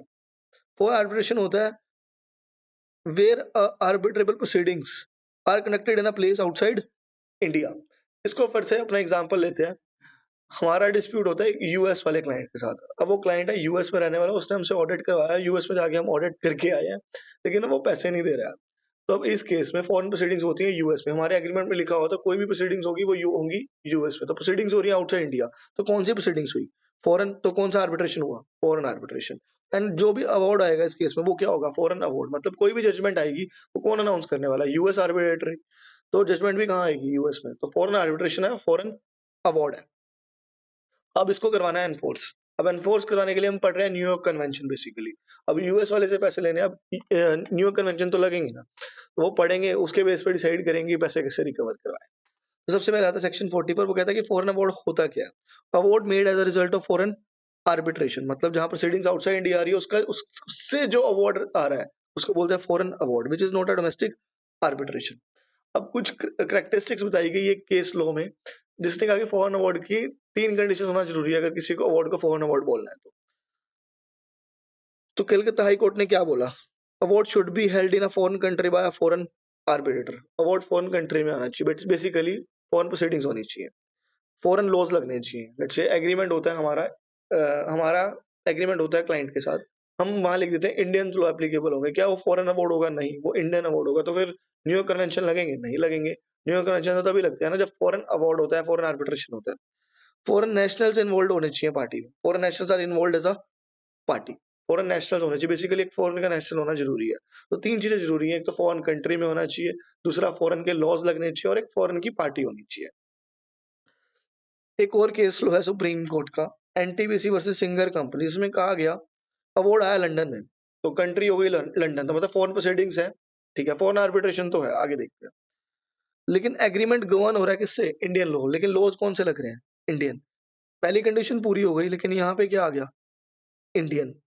क्या ये फॉरेन आर्बिट्रेशन, ये फॉरेन अवार्ड होगा? नहीं। SC held that in such case the arbitrable award cannot be considered as foreign award. It is purely a domestic award which is governed by the Indian laws. क्योंकि Indian law लग रहे हैं तो domestic award है, foreign award नहीं है। लेकिन foreign arbitration, दोनों में फर्क होता है, एक होता है फॉरेन आर्बिट्रेशन, एक होता है डोमेस्टिक आर्बिट्रेशन। फॉरेन आर्बिट्रेशन क्या होगा? फॉरेन आर्बिट्रेशन और डोमेस्टिक आर्बिट्रेशन, फॉरेन आर्बिट्रेशन क्या होता है? जहां पे प्रोसीडिंग्स फॉरेन में हो रही है, बस प्रोसीडिंग्स देखा जाता है। और डोमेस्टिक आर्बिट्रेशन क्या है? जहां पे प्रोसीडिंग्स इंडिया में हो रही है और इंडियन लॉ लग रहे हैं, ठीक है। तो फॉरेन आर्बिट्रेशन से आएगा फॉरेन अवार्ड। फॉरेन अवार्ड कौन सा होगा? इस पे 3 कंडीशंस लग रही हैं, एक तो फॉरेन प्रोसीडिंग्स है, फॉरेन लॉज और फॉरेन नेशनल इन्वॉल्व है। और डोमेस्टिक आर्बिट्रेशन कौन सा होगा? जहां पे डोमेस्टिक अवार्ड क्या होगा? जहां दोनों पार्टीज इंडिया में है प्लस इंडियन लॉ लग रहे हैं। लेट से अगर फॉरेन है, सारा कुछ फॉरेन अवार्ड नहीं माना जाएगा अगर लेट से एप्लीकेशन इंडियन लॉ की हो जाती है। फॉरेन आर्बिट्रेशन है लेकिन एप्लीकेशन किसकी हो रही है? इंडियन लॉ की, तो क्या होगा? Domestic arbitration. तो यही केस है। तो अगर क्रक्स देखा जाए, फॉरेन आर्बिट्रेशन क्या होता है? जहां प्रोसीडिंग्स आउटसाइड इंडिया होती है, आउटसाइड इंडिया होती है। डोमेस्टिक आर्बिट्रेशन जहां प्रोसीडिंग्स विद इन इंडिया होती है और इंडियन लॉ लगते हैं। दूसरा केस फॉरेन अवार्ड क्या होता है? जिसकी 3 चीजें जरूरी है, फॉरेन आर्बिट्रेशन होना चाहिए, फॉरेन लॉज लगने चाहिए, एक पार्टी आउटसाइड इंडिया होनी चाहिए। लेट से फॉरेन आर्बिट्रेशन तो है लेकिन इंडियन लॉ लग रहे हैं, तो क्या आएगा? Indian award, basically domestic award. अब ये हुआ सेक्शन नंबर 44 जिसने बताया कि फॉरेन अवार्ड और फॉरेन प्रोसीडिंग्स बेसिकली होती क्या है। अब देखते हैं कि जुडिशियल अथॉरिटी की पावर क्या है, रेफर पार्टीज टू आर्बिट्रेशन। कब कब जुडिशियल अथॉरिटी आर्बिट्रेशन में पार्टीज को रेफर कर सकती है? लेट्स से दोनों पार्टीज का एग्रीमेंट है, हमारा यूएस के क्लाइंट के साथ एग्रीमेंट है कि कोई भी डिस्प्यूट होगा तो हम आर्बिट्रेशन में जाएंगे। हम चले गए इंडियन कोर्ट में, क्या जुडिशियल अथॉरिटी उस एप्लीकेशन को हमारी एंटरटेन करेगी या नहीं करेगी? जुडिशियल अथॉरिटी भगा देगी हमें, जाओ भागो यहाँ से, यूएस जाओ, तुम्हारा तो आर्बिट्रेशन का केस है और यूएस लॉज लग रहे हैं, यहाँ तो हो ही नहीं सकता कि वन भी तो फॉरेन आर्बिट्रेशन है, फॉरेन अवार्ड आएगा, यहाँ तो आप केस कर ही नहीं सकते। तो जुडिशियल अथॉरिटी होती कौन सी? हमने ऑलरेडी कवर किया था, judicial authority covers the court, but every court is not a judicial authority. मतलब जुडिशियल अथॉरिटी में ट्रिब्यूनल्स भी आते हैं, कोर्ट भी आते हैं, लेकिन कोर्ट जुडिशियल अथॉरिटी नहीं हो सकता क्योंकि कोर्ट में ट्रिब्यूनल्स कवर्ड नहीं होते हैं। तो जुडिशियल अथॉरिटी का काम क्या होता है? Shall refer the parties to arbitration at the request of one party or party claiming through or under him. मतलब जुडिशियल अथॉरिटी का काम है पार्टी को रेफर करना आर्बिट्रेशन में, कि आप आर्बिट्रेशन में जाके सॉल्व करो, अगर दोनों पार्टीज एग्री है, आर्बिट्रेशन एग्रीमेंट वैलिड है तो, या नहीं है, उसके बेसिस पे। अगर आर्बिट्रेशन एग्रीमेंट वैलिड ही नहीं है तो आर्बिट्रेशन आप जा ही नहीं सकते। तो जुडिशियल अथॉरिटी को चेक करना होता है before referring the parties to arbitration. Judicial authority have to make sure check करना आर्बिट्रेशन एग्रीमेंट इज वैलिड है, ऑपरेटिव है और कैपेबल ऑफ बीइंग परफॉर्म्ड है। तो जुडिशियल अथॉरिटी का काम हो गया बेसिकली पार्टीज को आर्बिट्रेशन में रेफर करना, लेकिन रेफर करने से पहले चेक करो कि आर्बिट्रेशन एग्रीमेंट वैलिड है या नहीं है, ऑपरेटिव है या नहीं है। सुप्रीम कोर्ट का एक और केस लो है जिसमें यहाँ पे लिखा गया है शेल रेफर। शेल रेफर का क्या मतलब है? कि हमेशा अगर लेट से पार्टीज ने लिखा हुआ है, all disputes are subject to arbitration, तो हमेशा रेफर किस कहाँ करना है जुडिशियल अथॉरिटी को? आर्बिट्रेशन में, क्योंकि आप कोर्ट आ ही नहीं सकते, आपने खुद ही क्रिएट किया हुआ है। लेट से एंगेजमेंट लेटर में लिखा हुआ है कि आपने आर्बिट्रेशन से डिस्प्यूट सॉल्व करना है, तो आप कहाँ जाओगे? आर्बिट्रेशन कोर्ट आ ही नहीं सकते। तो एससी ने बोला कि शेल का मतलब क्या है कि जुडिशियल अथॉरिटी मस्ट रेफर, हमेशा कहाँ रेफर करेगी पार्टीज को? आर्बिट्रेशन में, the condition mention in the arbitration agreement are satisfied, अगर आर्बिट्रेशन एग्रीमेंट ओके है तो ही। लेकिन but court cannot refer the parties to arbitration suo moto except where the court is competent to proceed with the case. मतलब let's say parties ने लिखा हुआ है कि वो all dispute are subject to arbitration, लेकिन बाद में जाके पार्टीज दोनों एग्री कर रही थी कि हम कोर्ट में सेटलमेंट करेंगे। तो इस केस में क्या जुडिशियल अथॉरिटी को रेफर करना चाहिए पार्टीज को आर्बिट्रेशन के लिए? नहीं, यही लिखा हुआ है। अगेन इसको रीड करते हैं। But the court cannot refer the parties to arbitration. Court parties को आर्बिट्रेशन में रेफर नहीं कर सकता सुमोटो, हमेशा, मतलब अपनी मर्जी से हमेशा कोर्ट नहीं भेज सकता। चलो आपका केस बनता ही नहीं आर्बिट्रेशन में, चलो आप जाओ चलो आप केस लड़ लो, लेट से आप आर्बिट्रेशन में जाओ या केस लड़ लो। मतलब कोर्ट ऐसे अपनी मर्जी से आर्बिट्रेशन में पार्टीज को नहीं भेज सकता अगर कोर्ट कंपिटेंट है प्रोसीड विद द केस। मतलब कोर्ट के पास कोर्ट विलिंग है या कोर्ट के पास अथॉरिटी है केस को लड़ने की। सेक्शन 45 पे सुप्रीम कोर्ट का एक केस लो है जो हुआ था बीच में, Renusagar power company limited versus General Electric company. तो इसमें क्या हुआ था? इसमें सुप्रीम कोर्ट ने कहा कि यहाँ पे एक्सप्रेशन शेल यूज हो रहा है। सेक्शन 45 में शेल कहाँ यूज हो रहा है? जुडिशियल अथॉरिटी शेल रेफर का क्या मतलब है?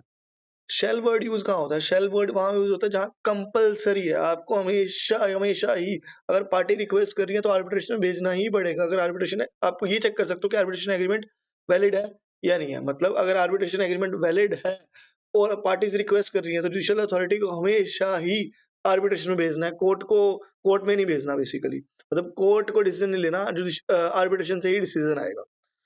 Shell used in the section 45 denotes that judicial authority must refer हमेशा ही must refer the parties to arbitration if the conditions mentioned in the arbitration agreement are satisfied। अगर agreement सही है तो हमेशा आर्बिट्रेशन में रेफर करना है। लेकिन but the court cannot refer, ये इंपॉर्टेंट पॉइंट है, but the court cannot refer the parties to arbitration suo moto except where the court is competent to proceed with the case।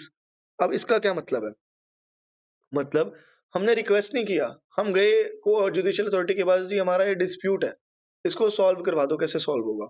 हमने नहीं बोला कि आप आर्बिट्रेशन में लेके जाओ। क्या जुडिशियल अथॉरिटी फिर भी आर्बिट्रेशन में भेजेगी? क्या लगता है? नहीं। अगेन अभी लाइन पढ़ते हैं। The court cannot refer the parties to arbitration suo moto। अपनी मर्जी नहीं चलेगी, आप अपनी मर्जी से हमें नहीं भेज सकते आर्बिट्रेशन में। मतलब अगर आपको अगर हम where the court is competent to proceed with the case, अगर मान लो कोर्ट हमारा केस सुन सकता है, हमने कहा भी नहीं हमें आर्बिट्रेशन में लेके जाओ, क्या अपनी मर्जी से आर्बिट्रेशन भेज सकता है? नहीं, कोर्ट के पास ये राइट नहीं है। तो आर्बिट्रेशन कब भेजेगा? सबसे पहले हम रिक्वेस्ट कर रहे हैं, आर्बिट्रेशन एग्रीमेंट वैलिड है तब भेज सकते हो। तब भेजना क्या ऑप्शनल है? नहीं, मैंडेटरी है तब भेजना।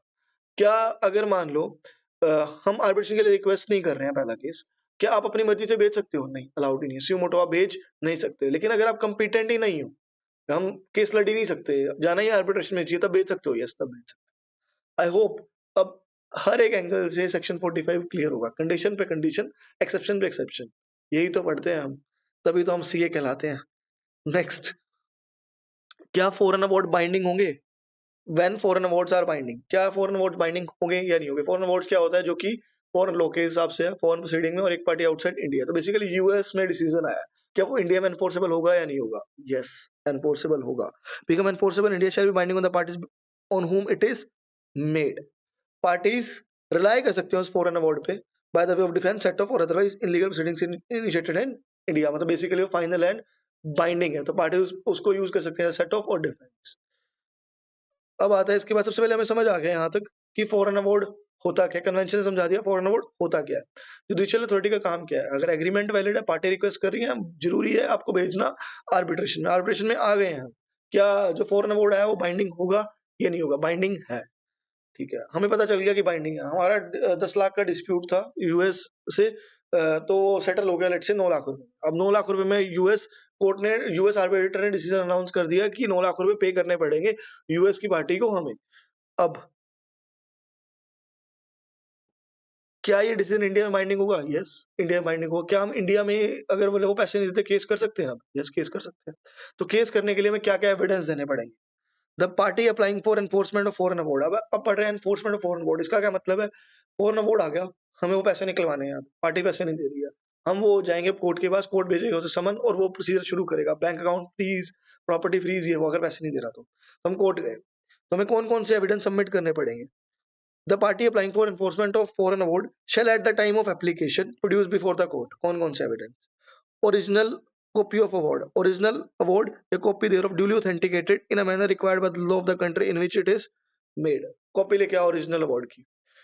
जो यूएस आर्बिटर उसने डिसीजन अनाउंस किया होगा ना, राइटिंग में डिसीजन देना जरूरी होता है, हमने ऑलरेडी पढ़ा था।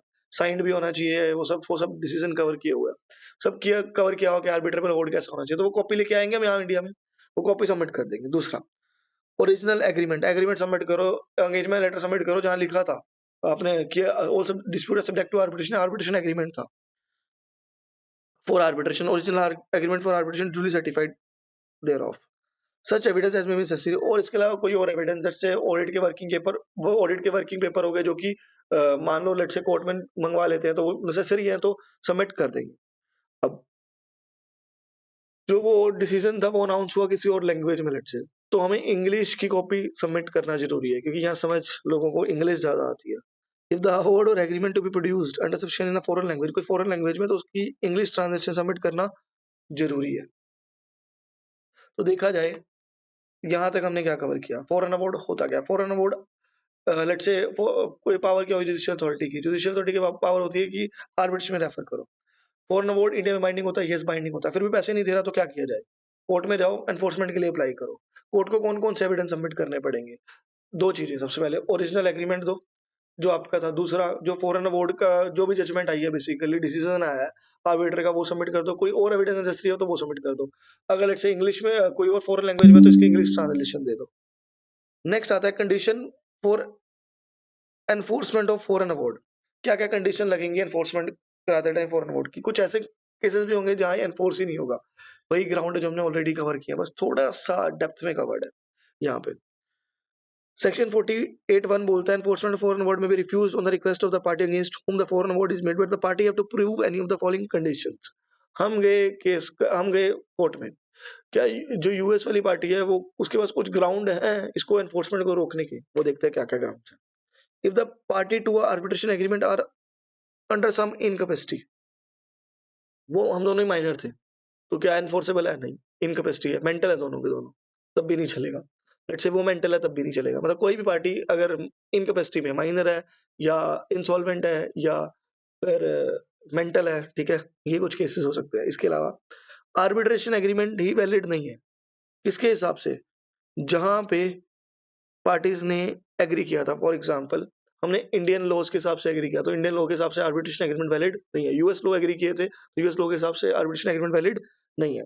या जहां पे डिसीजन अनाउंस हो रहा है वहां पे, मतलब where the award was made, जहां पे अवार्ड मेड हुआ, लेट्स से यूएस में अवार्ड आया तो वहां उसके हिसाब से आर्बिट्रेशन एग्रीमेंट वैलिड नहीं है। Arbitration agreement is contrary to law of the country, मतलब उनके लॉ के अकॉर्डिंग वैलिड नहीं है, ठीक है।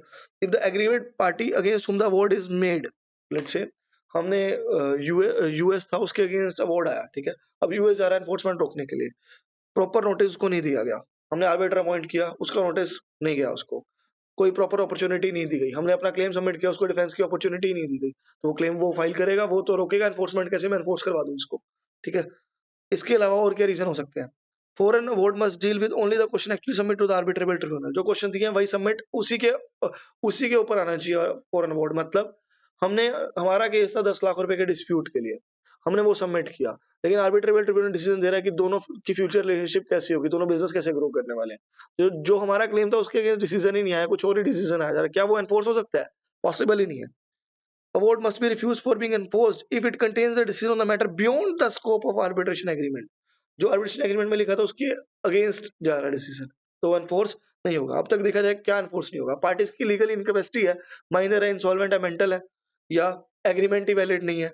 इसके अलावा प्रॉपर नोटिस नहीं दिया गया, प्रॉपर अपॉर्चुनिटी नहीं दी गई प्रेजेंट केस करने की, स्कोप के ही बाहर है, आर्बिट्रेशन एग्रीमेंट में कुछ और लिखा है, कोई डिस्प्यूट कुछ और है, डिसीजन कुछ और आ रहा है, तो ये भी अलाउड नहीं है। Next, foreign award cannot be enforced if the composition of arbitrable authority is not according to the arbitration agreement। मतलब आर्बिट्रेशन एग्रीमेंट में लिखा गया था कि 3 आर्बिट्रेटर होंगे, 3 आर्बिट्रेटर का डिसीजन आएगा, लेकिन 2 ही थे, एनफोर्स हो जाएगा? नहीं। Arbitrable procedure adopted is not accordance with the agreement, हमने लिखा था कि हम सिर्फ रिटन प्रोसीडिंग्स चलेगी, ओरल चलेंगी नहीं, ओरल के अकॉर्डिंग डिसीजन हो गया, क्या चलेगा? अलाउड ही नहीं। Arbitration its agreement itself is contrary to the law of the country where arbitration took place, arbitration agreement ही गलत था, फॉर एग्जाम्पल ऐसा मैटर था जो कि आर्बिट्रेशन में कवर ही नहीं होता, क्रिमिनल ऑफेंसेस के लिए आर्बिट्रेशन में जा रहे हैं, अलाउड ही नहीं। If the award has been set aside, suspended by the competent authority of concerned country, or it has not become binding on the parties, मतलब यूएस में डिसीजन चल रहा है, यूएस आर्बिट्रेटर का डिसीजन आ रहा है, वो भी फाइनली नहीं हुआ, यूएस पार्टी ने डिसीजन को सेट असाइड कर लिया कि आपको पैसे देने की जरूरत ही नहीं है, क्या हम इंडिया में एनफोर्स करवा सकते हैं उसको? जब अवार्ड ही बाइंडिंग नहीं है, काहे का एनफोर्समेंट? आई होप ये पांचों पॉइंट क्लियर होंगे। सबसे पहला, पार्टीज में लीगल इनकैपेसिटी है, मतलब माइनर है, इंसॉल्वेंट है, मेंटल है, एग्रीमेंट ही वैलिड नहीं है, या कॉन्ट्रेरी टू लॉ है, या फिर प्रॉपर नोटिस नहीं किया, प्रॉपर अपॉर्चुनिटी नहीं दी है, मैटर बियॉन्ड स्कोप है, आर्बिट्रेशन एग्रीमेंट में वो था ही नहीं, फिर भी आपने डिसीजन पास कर दिया, अलाउड ही नहीं है। 3 आर्बिट्रेटर बोला था कॉम्पोजिशन के लिए, 2 का डिसीजन आ गया। आर्बिट्रेबल प्रोसीजर जो अडॉप्ट किए गए वो सही नहीं, हमने कहा था कि रिटर्न होगा, आपने ओरल करा, अलाउड नहीं है। आर्बिट्रेशन एग्रीमेंट कॉन्ट्रेरी है, फॉर एग्जाम्पल क्रिमिनल ऑफेंस के लिए आर्बिट्रेशन में चले गए, अलाउड नहीं है। फॉरन डिसीजन ही नहीं आया, उसको जाके एनफोर्स करवाने वाले हो, फॉरन आर्बिट्रेटर ने डिसीजन ही उसको सेट असाइड कर दिया, आप उसको जाके एनफोर्स करवा रहे हो, बाइंडिंग ही नहीं हुआ, एनफोर्स कहां से करवा लोगे? ठीक है, आई होप यहाँ तक क्लियर है। 48 1 ने बताए 5 ग्राउंड्स। अब आते हैं कुछ और ग्राउंड्स जो बताता है 48 2, subject matter of difference between the parties not capable of settlement by arbitration under the law of India. India में कुछ ऐसे केसेस जहां आर्बिट्रेशन में आप जा ही नहीं सकते, जहां जैसे डिवोर्स का केस हो गया, क्रिमिनल केसेस हो गए, तो उस केस के लिए आपने आर्बिट्रेशन सबमिट कर दिया कि अलाउड होगा, अलाउड ही नहीं है। Enforcement of foreign award is opposed to public policy of India. Let's say आपने लिखा, आपने कहा कि वुमेन को सैलरी कम मिलनी है, इसके लिए फॉरेन आर्बिट्रेशन में चले गए हो, क्या अलाउड होगा? इंडिया में चलता है राइट टू इक्वालिटी, ऐसे कोई अलाउड नहीं होगा जो अपोज टू पब्लिक पॉलिसी हो, या फ्रीडम को आपकी हार्म कर रहा हो, let's say right to freedom और ये सब। अब अपोज टू पब्लिक पॉलिसी क्या क्या हो सकता है? The expression public policy was interpreted in explanation 1। Explanation 1 पढ़ते हैं क्या? Making of the award was induced और अफेक्टेड बाय द फ्रॉड और करप्शन। हमने जाके यूएस आर्बिट्रेटर के माथे पे रखी गन, बोल 12 लाख रुपए देने हैं, बोल जल्दी 12 लाख रुपए देने हैं, तो क्या वो एनफोर्स होगा? नहीं। फ्रॉड और करप्शन वाला अवार्ड एनफोर्स नहीं होने वाला। Contravention of fundamental policy of Indian law, कोई राइट वायलेट कर रहा है, जैसे right to equality, right to freedom, in conflict with the most basic notion of morality and justice. Justice ही नहीं है, मतलब जस्टिस के बेस पे होना चाहिए, कुछ भी वैसे थोड़ी मांग लोगे, जस्टिस मोरालिटी जरूरी है, ठीक है। It is clarified the assessment of whether the violation of fundamental policy of Indian law does not involve revaluation of merit of the dispute। मतलब अगर कोई वायलेशन हुआ फंडामेंटल पॉलिसी का, इसका मतलब ये नहीं है कि आप रिवैल्यू करोगे मेरिट ऑफ डिस्प्यूट को। तो यहाँ तक बेसिकली क्या कवर करा? 5 केसेस है जहाँ पे आपका एनफोर्स करवा सकते हो, बेसिक है। फिर इसके बाद 2 केसेस हो रहा है, पोस्ट पब्लिक पॉलिसी नहीं होना चाहिए और फंडामेंटल पॉलिसी के अगेंस्ट नहीं होना चाहिए और आर्बिट्रेबल होना चाहिए मैटर, ये नहीं आप क्रिमिनल ऑफेंस जाके सबमिट कर रहे हो। अब लास्ट सेक्शन आता है 48 सबसेक्शन 3। अब ये क्या कहता है? फिर अब party had made an application before court for setting aside suspension of foreign award. उसने एप्लीकेशन फाइल करी कि इसको एनफोर्स मत कराओ, इसको सेट असाइड करो। क्या कोर्ट इस डिसीजन को अर्जेंट कर सकता है? Yes, court is empowered to urgent the decision enforcement of award में order the other party to give suitable security. मतलब क्या है इस पूरे का? 48(3) कहता है हमने फॉर आर्बिट्रेटर ने अवार्ड दे दिया, बेसिकली बाइंडिंग हो गया, हम गए कोर्ट, हमने कहा कि पैसा नहीं दे रहा, तो उसने जाके एप्लीकेशन फाइल करी कि इसको थोड़ा अर्जेंट कर दो। तो कोर्ट क्या अर्जेंट कर सकता है इस एनफोर्समेंट को? यस, अर्जेंट कर सकता है, लेकिन कोर्ट ये बोलेगा कि आप कुछ पैसा जमा करवा दो जितने के लिए आप एग्री करते हो। may also order the other party to give suitable security। Urgent कर सकता है डिसीजन को, लेकिन ऑर्डर करेगा, ऑर्डर भी कर सकता है कि कुछ पैसा जमा करवा दो। अब लेट से एनफोर्समेंट के लिए कोर्ट ने बोल दिया हम नहीं मानते, कोई अपोज था ही नहीं, कोई डिसीजन था ही नहीं इसमें जिससे आप अपोज कर पाओ, कोई ये 48 सेक्शन आप पे एप्लीकेबल हो ही नहीं पाया, एनफोर्स बाइंडिंग डिसीजन आया, एनफोर्स हो नहीं सकता, तो अब क्या किया जाए? पैसा कैसे रिकवर होगा? इस अवार्ड को मान लिया जाएगा decree of the court, court summon भेजेगा और पैसा रिकवर करवाएगा। अब नेक्स्ट है अपीलेबल ऑर्डर। जो कोर्ट के डिसीजन आए यहाँ तक, किसके अगेंस्ट अपील फाइल हो सकती है? अपील सिर्फ 2 ही केसेस में फाइल हो सकती है, एक सेक्शन 45 और सेक्शन 48। सेक्शन 45 कौन सा था?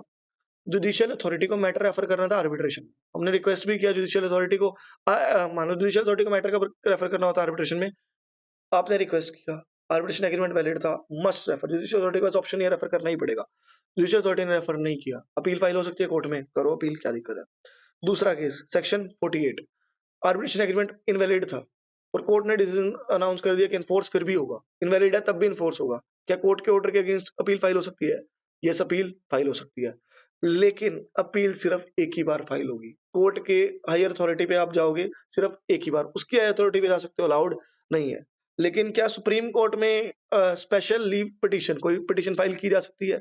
यस, सुप्रीम कोर्ट के एसएलपी फाइल करने का राइट सबका होता है, तो आप फाइल कर सकते हो। तो रीड करते हैं, उससे और क्लैरिटी मिलेगी। आर्बिट्रेशन एंड कंसाइलेशन एक्ट का सेक्शन 50 क्या बोलता है?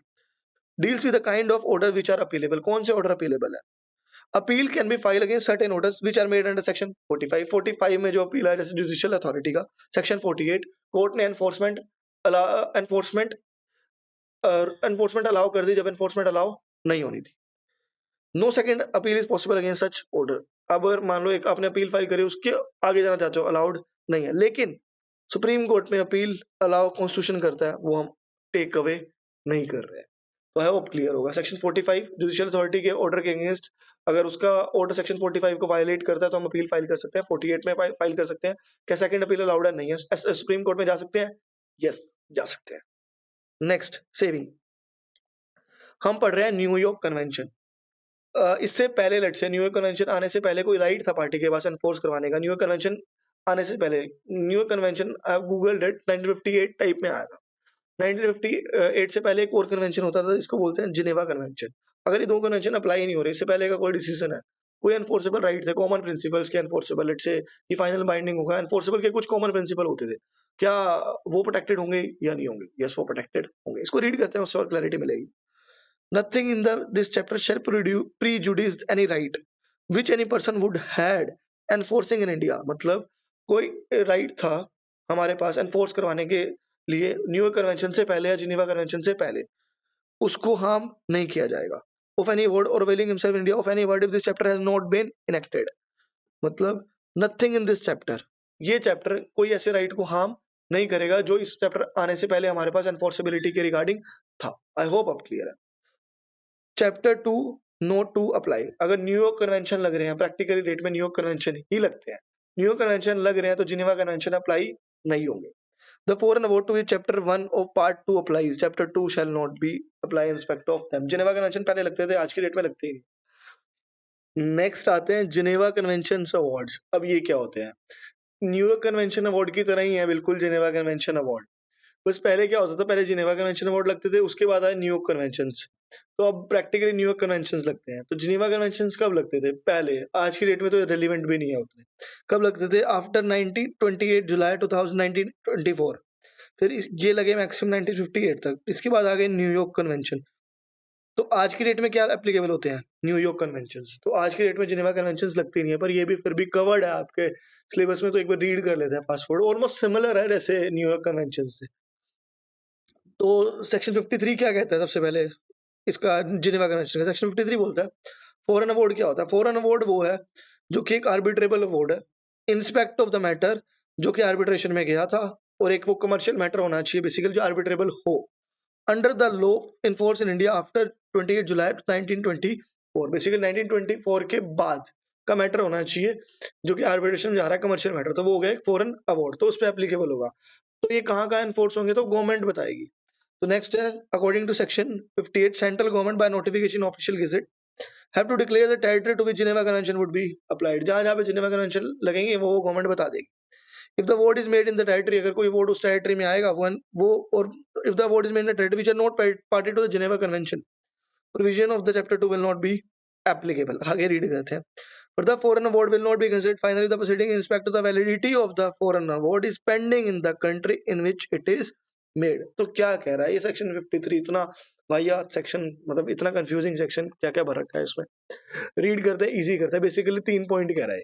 ये कह रहा है कि जिनेवा कन्वेंशन फॉरेन अवार्ड पे लगते हैं जो कि 28 जुलाई 1924 के बाद आया, राइट, 1924 के बाद। और गवर्नमेंट नोटिफिकेशन निकालेगी ऑफिशियल गेजेट में, और उसमें बता देगी कौन कौन सी टेरिटरी पे जिनेवा कन्वेंशन लग रहे हैं। जो जो उसमें नहीं होगा तो उस पर एप्लीकेबल नहीं होंगे, सिंपल। तीसरी बात क्या कह रहा है? ऐसे फॉरेन अवार्ड जिस पे अभी डिसीजन आया ही नहीं है, आर्बिटर ने अभी डिसीजन अनाउंस ही नहीं करा, तो क्या वो एनफोर्स हो पाएंगे? वो एनफोर्स नहीं हो पाएंगे। तो 3 बातें कहता है सेक्शन 53 जिनेवा कन्वेंशन का। आई होप अब क्लियर होगा। इसके बाद आता है पावर ऑफ जुडिशियल अथॉरिटी। ये सेम नहीं है जो हमने न्यूयॉर्क कन्वेंशन पढ़ा था, यहाँ भी कुछ ऐसा आया था, power of judicial authority. To refer parties to arbitration, ये रहा कुछ। तो यहाँ पे क्या था, जुडिशियल अथॉरिटी रेफर करेगी आर्बिट्रेशन में कब, जब पार्टी रिक्वेस्ट करे, दूसरा वैलिड आर्बिट्रेशन एग्रीमेंट हो। तो यहाँ पे क्या है, वहां पे जुडिशियल अथॉरिटी को मैंडेटरी रेफर करना था, शेल वर्ड है यहाँ, मे वर्ड यूज है, यहाँ पे जरूरी नहीं है, बस इतना डिफरेंस है। Provision of part 1 of code of civil procedure will not be applied if there are contrary to provision of chapter 2। मतलब ये कह रहे हैं कि चैप्टर 2 अगर लग रहा है तो बाकी प्रोविजंस एप्लीकेबल नहीं होंगे। चैप्टर 2 का मतलब जिनेवा कन्वेंशन लग रहा है तो बाकी एप्लीकेबल नहीं होंगे। जुडिशियल अथॉरिटी के पास पावर क्या है, रेफर कर सकते हैं decision refer the parties to the decision of arbitrator, the following condition are fulfilled. कौन कौन सी कंडीशन पूरी होनी चाहिए, पहले तो कॉन्ट्रैक्ट होना बहुत जरूरी है, डिस्प्यूट के रिगार्डिंग कॉन्ट्रैक्ट होना बहुत जरूरी है, मतलब आर्बिट्रेशन एग्रीमेंट होना जरूरी है। Contract must include arbitration agreement, मतलब दोनों पार्टीज में कॉन्ट्रैक्ट होना बहुत जरूरी है, पहली कंडीशन तो यही है। फॉर एग्जांपल हमने यूएस वाली पार्टी से पैसे लेना है तो एक एंगेजमेंट लेटर साइन होना बहुत जरूरी है। दूसरा कंडीशन क्या है, उस एंगेजमेंट लेटर में आर्बिट्रेशन एग्रीमेंट होना भी जरूरी है। अब आर्बिट्रेशन एग्रीमेंट कैसा होना चाहिए, judicial authority think that agreement or arbitration agreement can proceed and it's operative, वो ऑपरेटिव होना भी जरूरी है और वो वैलिड होना भी जरूरी है। तो क्या हुआ, एक कॉन्ट्रैक्ट होना जरूरी है, उसमें आर्बिट्रेशन एग्रीमेंट होना जरूरी है, वो ऑपरेटिव होना जरूरी है और वो वैलिड होना भी जरूरी है। उसके बाद जुडिशियल अथॉरिटी रेफर कर सकती है पार्टीज को कहां पे, आर्बिट्रेशन के। लेकिन जो इंपॉर्टेंट पॉइंट है, अब तक तो सेम ही है ऑलमोस्ट, एक नया क्या आया कि कॉन्ट्रैक्ट होना जरूरी है, लेकिन जो पहले हमने पढ़ा वो क्या कहता था, आर्बिट्रेशन एग्रीमेंट होना जरूरी है, और दूसरा क्या कहता था, आर्बिट्रेशन एग्रीमेंट होना चाहिए, ऑपरेटिव होना चाहिए, बस ठीक है। तो ये तीन एक कंडीशन और लगाता है कि contract, arbitration agreement operative and valid. लेकिन यहाँ पे इंपॉर्टेंट पॉइंट पता क्या है, यहाँ पे डिस्क्रिशन है जुडिशियल अथॉरिटी की। It is a discretion of judicial authority of the based on circumstances of the case, मतलब जरूरी नहीं है जुडिशियल अथॉरिटी आर्बिट्रेशन में भेजेगा अगर कंडीशन पूरी हो, तब भी उसके पास डिस्क्रिशन है, मतलब वो भेज भी सकती है, नहीं भी भेज सकती। लेकिन जो न्यूयॉर्क कन्वेंशन में है वहां पे शेल वर्ड है, मतलब भेजना ही पड़ेगा, ऑप्शन ही नहीं। आगे, क्या ये अवार्ड्स बाइंडिंग होंगे, यस, सेम सेम सेक्शन जैसे बाइंडिंग होंगे। एविडेंस, सेम सेक्शन, एविडेंस के लिए वही तीन चीजें जाएंगी, जो अवार्ड की कॉपी है वो सबमिट कर दो, और जहां पे अवार्ड फाइनल हुआ था तो उसका एग्रीमेंट सबमिट कर दो, और कोई एविडेंस आपको लगता है तो वो सबमिट करो, अगर कोई और लैंग्वेज में तो इंग्लिश में सबमिट कर दो। एनफोर्समेंट ऑफ फॉरेन अवार्ड्स वो भी सेम है। कौन कौन से ऐसे केस जहां पे एनफोर्समेंट नहीं हो सकती, वही केसेस हैं, बस अलग तरीके से लिखे हुए हैं, मतलब सेक्शंस अलग है। देखा जाए कौन कौन से तरीके, terms of the arbitration are invalid illegal contrary to the provisions of the law. Terms ही इनवैलिड आर्बिट्रेशन की, आपकी आर्बिट्रेशन सही से तरीके से लिखा ही नहीं गया, मैटर जो आर्बिट्रेट कर रहे हो वो भी सही नहीं है। डिस्प्यूट और difference should be arbitrable, dispute जो है वो आर्बिट्रेबल होना जरूरी है। मतलब आप लेट्स से पहला केस आप इलीगल कर रहे हो, फॉर एग्जांपल आप स्मगलिंग एक्टिविटी को लेके जा रहे हो कोर्ट में, क्या अलाउड होगा, नहीं, आर्बिट्रेबल होना जरूरी है। क्रिमिनल ऑफेंस है, कोई क्रिमिनल ऑफेंस है वो तो आर्बिट्रेबल ही नहीं है, उसको लेके जा रहे हो, वो भी अलाउड नहीं है। Next, the award made by the arbitrable tribunal should be constituted as per the agreed terms between the parties and also in accordance with the law governing the arbitrable proceedings। मतलब arbitrable tribunal जो award दिया है वो agreed terms के base पे होना चाहिए, scope के बाहर अवार्ड नहीं देना। फॉर एग्जांपल क्लाइंट ने बोला भी नहीं पेनल्टी का अमाउंट, पेनल्टी का भी डिसीजन अनाउंस कर दिया, वो तो डिसाइडेड भी नहीं था, क्लेम में भी नहीं था, आप एक्स्ट्रा पैसे क्यों लगा रहे हो, तो बियॉन्ड स्कोप नहीं होना चाहिए। Award should be final in the country in which it has been made, मतलब यूएस आर्बिट्रेटर डिसीजन अनाउंस कर रहा है तो वहां पे भी तो यूएस में भी तो बाइंडिंग होना चाहिए, यूएस में बाइंडिंग नहीं, इंडिया में बाइंडिंग कहां से कर दोगे आप, मतलब बेसिकली जिस कंट्री में आ रहा है वहां पे बाइंडिंग होना जरूरी है। Next, award should not be oppose to public policy, same public policy के अपोज में नहीं होना चाहिए। इसके अलावा कुछ और कंडीशन भी है, award has been invalid to concealed in the country in which is rendered, मतलब जिस कंट्री में अवार्ड अनाउंस हुआ, यूएस में अवार्ड अनाउंस हुआ, वहां इनवैलिडेटेड है, तो यहाँ इनवैलिड माना लिया जाएगा, नहीं, अलाउड ही नहीं है। If the agreed party against the whom award is made वो not given sufficient time notice, notice नहीं दिए गए, प्रॉपर अपॉर्चुनिटी नहीं दी गई, वही केसेस है जो हमने ऑलरेडी कवर किए थे। लीगल इनकैपेसिटी थी, लीगल इनकैपेसिटी के माइनर, पागल, इंसॉल्वेंट लगे हुए हैं एनफोर्स करवाने के लिए, अलाउड होगा, अलाउड ही नहीं है। और स्कोप के बाहर है, सेम वही line, foreign award only deal with the questions actually submitted to arbitrable tribunal, कुछ और के बारे में आप बात नहीं करने वाले। तो ये कुछ केसेस हैं जो ऑलरेडी कवर्ड है, कुछ नया नहीं है, सेम वही केसेस है, ऑलमोस्ट सेम वही है, ठीक है। इसके अलावा कोर्ट क्या एनफोर्समेंट को पोस्टपोन कर सकता है, यस, पोस्टपोन कर सकता है, कोर्ट के पास पावर है। इसके अलावा कोर्ट क्या रिफ्यूज कर सकता है एनफोर्समेंट को, यस, एनफोर्स भी रिफ्यूज भी कर सकता है, अर्जन कर सकता है, अर्जन भी कर सकता है, पर रीजनेबल टाइम देना जरूरी है, मतलब reasonable opportunity of being heard देना जरूरी है। तो पोस्टपोन भी किया जा सकता है, अर्जन भी किया जा सकता है, रिफ्यूज भी कर सकता है, तो कोर्ट के पास पावर है। तो देखा जाए न्यूयॉर्क कन्वेंशन, जिनेवा कन्वेंशन की इंटरप्रिटेशन देखी, कब एप्लीकेबल होता है? 1924 के बाद वाले केसेस पे। लेकिन अगर न्यूयॉर्क अप्लाई हो रहा है तो जिनेवा एप्लीकेबल होगा ही नहीं, क्योंकि कौन बोलता है ये? Chapter 2 not apply, New York convention बोलता है। चैप्टर 2 अप्लाई नहीं होगा अगर हम अप्लाई हो रहे हैं तो। न्यूयॉर्क अप्लाई हो रहा है तो जिनेवा के पास जाने की जरूरत नहीं है। तो जिनेवा कब अप्लाई होता है? 24 के बाद, क्योंकि तब तक न्यूयॉर्क आया ही नहीं था ना। फिर उसके बाद गवर्नमेंट बताएगी कौन-कौन सी ट्रीटीज़ पे एप्लीकेबल है, जो नहीं बताया तो उस पे एप्लीकेबल नहीं होगा। अगर फॉरेन का अवार्ड ही अभी तक बाइंडिंग नहीं हो पाया तो क्या इंडिया में बाइंडिंग कर दोगे? कर ही नहीं सकते। जुडिशियल अथॉरिटी के पास यहाँ पावर कंपल्सरी है? नहीं, यहाँ पे डिस्क्रिशन है, लेकिन न्यूयॉर्क में कंपल्सरी था। फॉरेन अवार्ड्स बाइंडिंग दोनों केसेस में होता है, जिनेवा वाले भी बाइंडिंग होते हैं और दूसरे न्यूयॉर्क वाले भी बाइंडिंग होते हैं। एविडेंस के केसेस ऑलमोस्ट सेम है, वही चीजें सबमिट करनी है। कॉपी सबमिट करोगे, ओरिजिनल कॉपी सबमिट करोगे, ओरिजिनल कॉपी किसकी? एग्रीमेंट की, एविडेंस की, ओरिजिनल कॉपी एग्रीमेंट की, दूसरा अवार्ड की, और तीसरा कोई और एविडेंस जो नेसेसरी हो, और अगर कोई और लैंग्वेज में तो इंग्लिश में सबमिट करो। कंडीशन क्या है एनफोर्समेंट की? वही केसेस कवर्ड है जो न्यूयॉर्क में, सेम। अब क्या आता है एनफोर्समेंट ऑफ फॉरेन अवार्ड्स? क्या इसको डिक्री ऑफ सिविल कोर्ट माना जाएगा? नहीं। Yes, deem to be decree of the court. Appealable order same है। जुडिशियल अथॉरिटी के ऑर्डर के अगेंस्ट अपील फाइल हो सकती है? यस, फाइल हो सकती है। एनफोर्समेंट मान लो कोर्ट में, मान लो कोई अवार्ड था, आर्बिट्रेबल ही नहीं था, फिर भी आर्बिट्रेशन में चला गया और कोर्ट ने इसको बोल भी दिया कि ओके है, एनफोर्सेबल है। आर्बिट्रेबल नहीं है तब भी एनफोर्सेबल है। क्या इस कोर्ट के डिसीजन के अगेंस्ट अपील फाइल हो सकती है? यस, फाइल हो सकती है, सेम है। वही सुप्रीम कोर्ट जा सकते हैं? यस, वही केसेस है जो ऑलरेडी कवर्ड है। सेविंग वाला राइट, अगर लेट्स से जिनेवा कन्वेंशन के राइट प्रोटेक्ट कर रहे हैं, क्या जिनेवा, मान लो कोई और राइट था एनफोर्सेबिलिटी का, क्या जिनेवा कन्वेंशन उसको ओवररूल कर सकता है? नहीं, जिनेवा कन्वेंशन ओवररूल नहीं कर सकता। कोई और राइट है एनफोर्सेबिलिटी का तो वो एप्लीकेबल होगा as per common principles of law. तो यहां तक कंप्लीट होता है चैप्टर नंबर 3। चैप्टर नंबर 3 ने क्या बताया?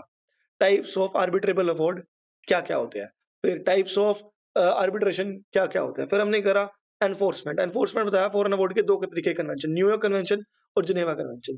दोनों ऑलमोस्ट सिमिलर ही थे, बस ये जुडिशियल अथॉरिटी वाला पॉइंट ध्यान रखना ही आ सकता है। न्यूयॉर्क में मैंडेटरी था, लेकिन जिनेवा में ये मैंडेटरी नहीं था। न्यूयॉर्क कन्वेंशन ज्यादा इंपॉर्टेंट है as compare to Geneva convention, तो न्यूयॉर्क पे ज्यादा फोकस करना। अब आता है लास्ट चैप्टर इस सब्जेक्ट का, कंसाइलेशन। मतलब तो हमने इसका चैप्टर 1 में ही कवर कर लिया था, लेकिन अब करेंगे इसको डिटेल्ड में कवर चैप्टर 4 में। जैसे आर्बिट्रेशन कवर किया इन डेप्थ चैप्टर 2 में, तो ऐसे ही चैप्टर 4 में कंसाइलेशन को इन डेप्थ बताया हुआ है कि कंसाइलेशन का क्या प्रोसीजर रहेगा। दो पार्टी लेट से कंसाइलेशन में जाना चाहती है तो कंसाइलेटर को अपॉइंट करने का प्रोसेस क्या होगा। यहाँ भी कोई रिटर्न नोटिस देने की जरूरत है नहीं है। कंसाइलेटर अवार्ड कैसे डिटरमाइन करेगा, तो बहुत सारी चीजें हैं। तो स्टार्ट करते हैं सबसे पहले कुछ बेसिक्स है। कंसाइलेशन को एक बार फटाफट से रिवाइज कर लेते हैं, मतलब देखते हैं कंसाइलेशन होता क्या है। Process of getting the parties to come to an agreement about a common dispute through a confidential discussion and dialogue। मतलब बेसिकली पार्टीज आ रही है कंसाइलेशन में। कंसाइलेशन में एक फर्क क्या होता है आर्बिट्रेशन से? कंसाइलेशन में भी हम किसी कंसाइलेटर के पास जाते हैं जो कि हेल्प कर देता है डिस्प्यूट को रिजॉल्व करवाने में। क्या कंसाइलेशन में जो कंसाइलेटर होता है उसका डिसीजन क्या बाइंडिंग होता है? नहीं, बाइंडिंग नहीं होता। लेकिन पार्टीज अगर कहें कि हम दोनों एग्री करते हैं डिसीजन और सेटलमेंट एग्रीमेंट बनाना चाहते हैं, तो अब बाइंडिंग हो जाएगा? यस, अब बाइंडिंग हो जाएगा। तो basically party process of getting a dispute, process of getting the parties to come to an agreement, agreement पे लेके आना पार्टीज को डिस्कशन के थ्रू, तो वो बन जाता है बाइंडिंग। और बाइंडिंग बन जाएगा तो वो भी ट्रीट होगा decree of a civil court about a common dispute through confidential discussion and dialogue. Discuss करेंगे, बात करेंगे, उससे एग्रीमेंट बनाएंगे।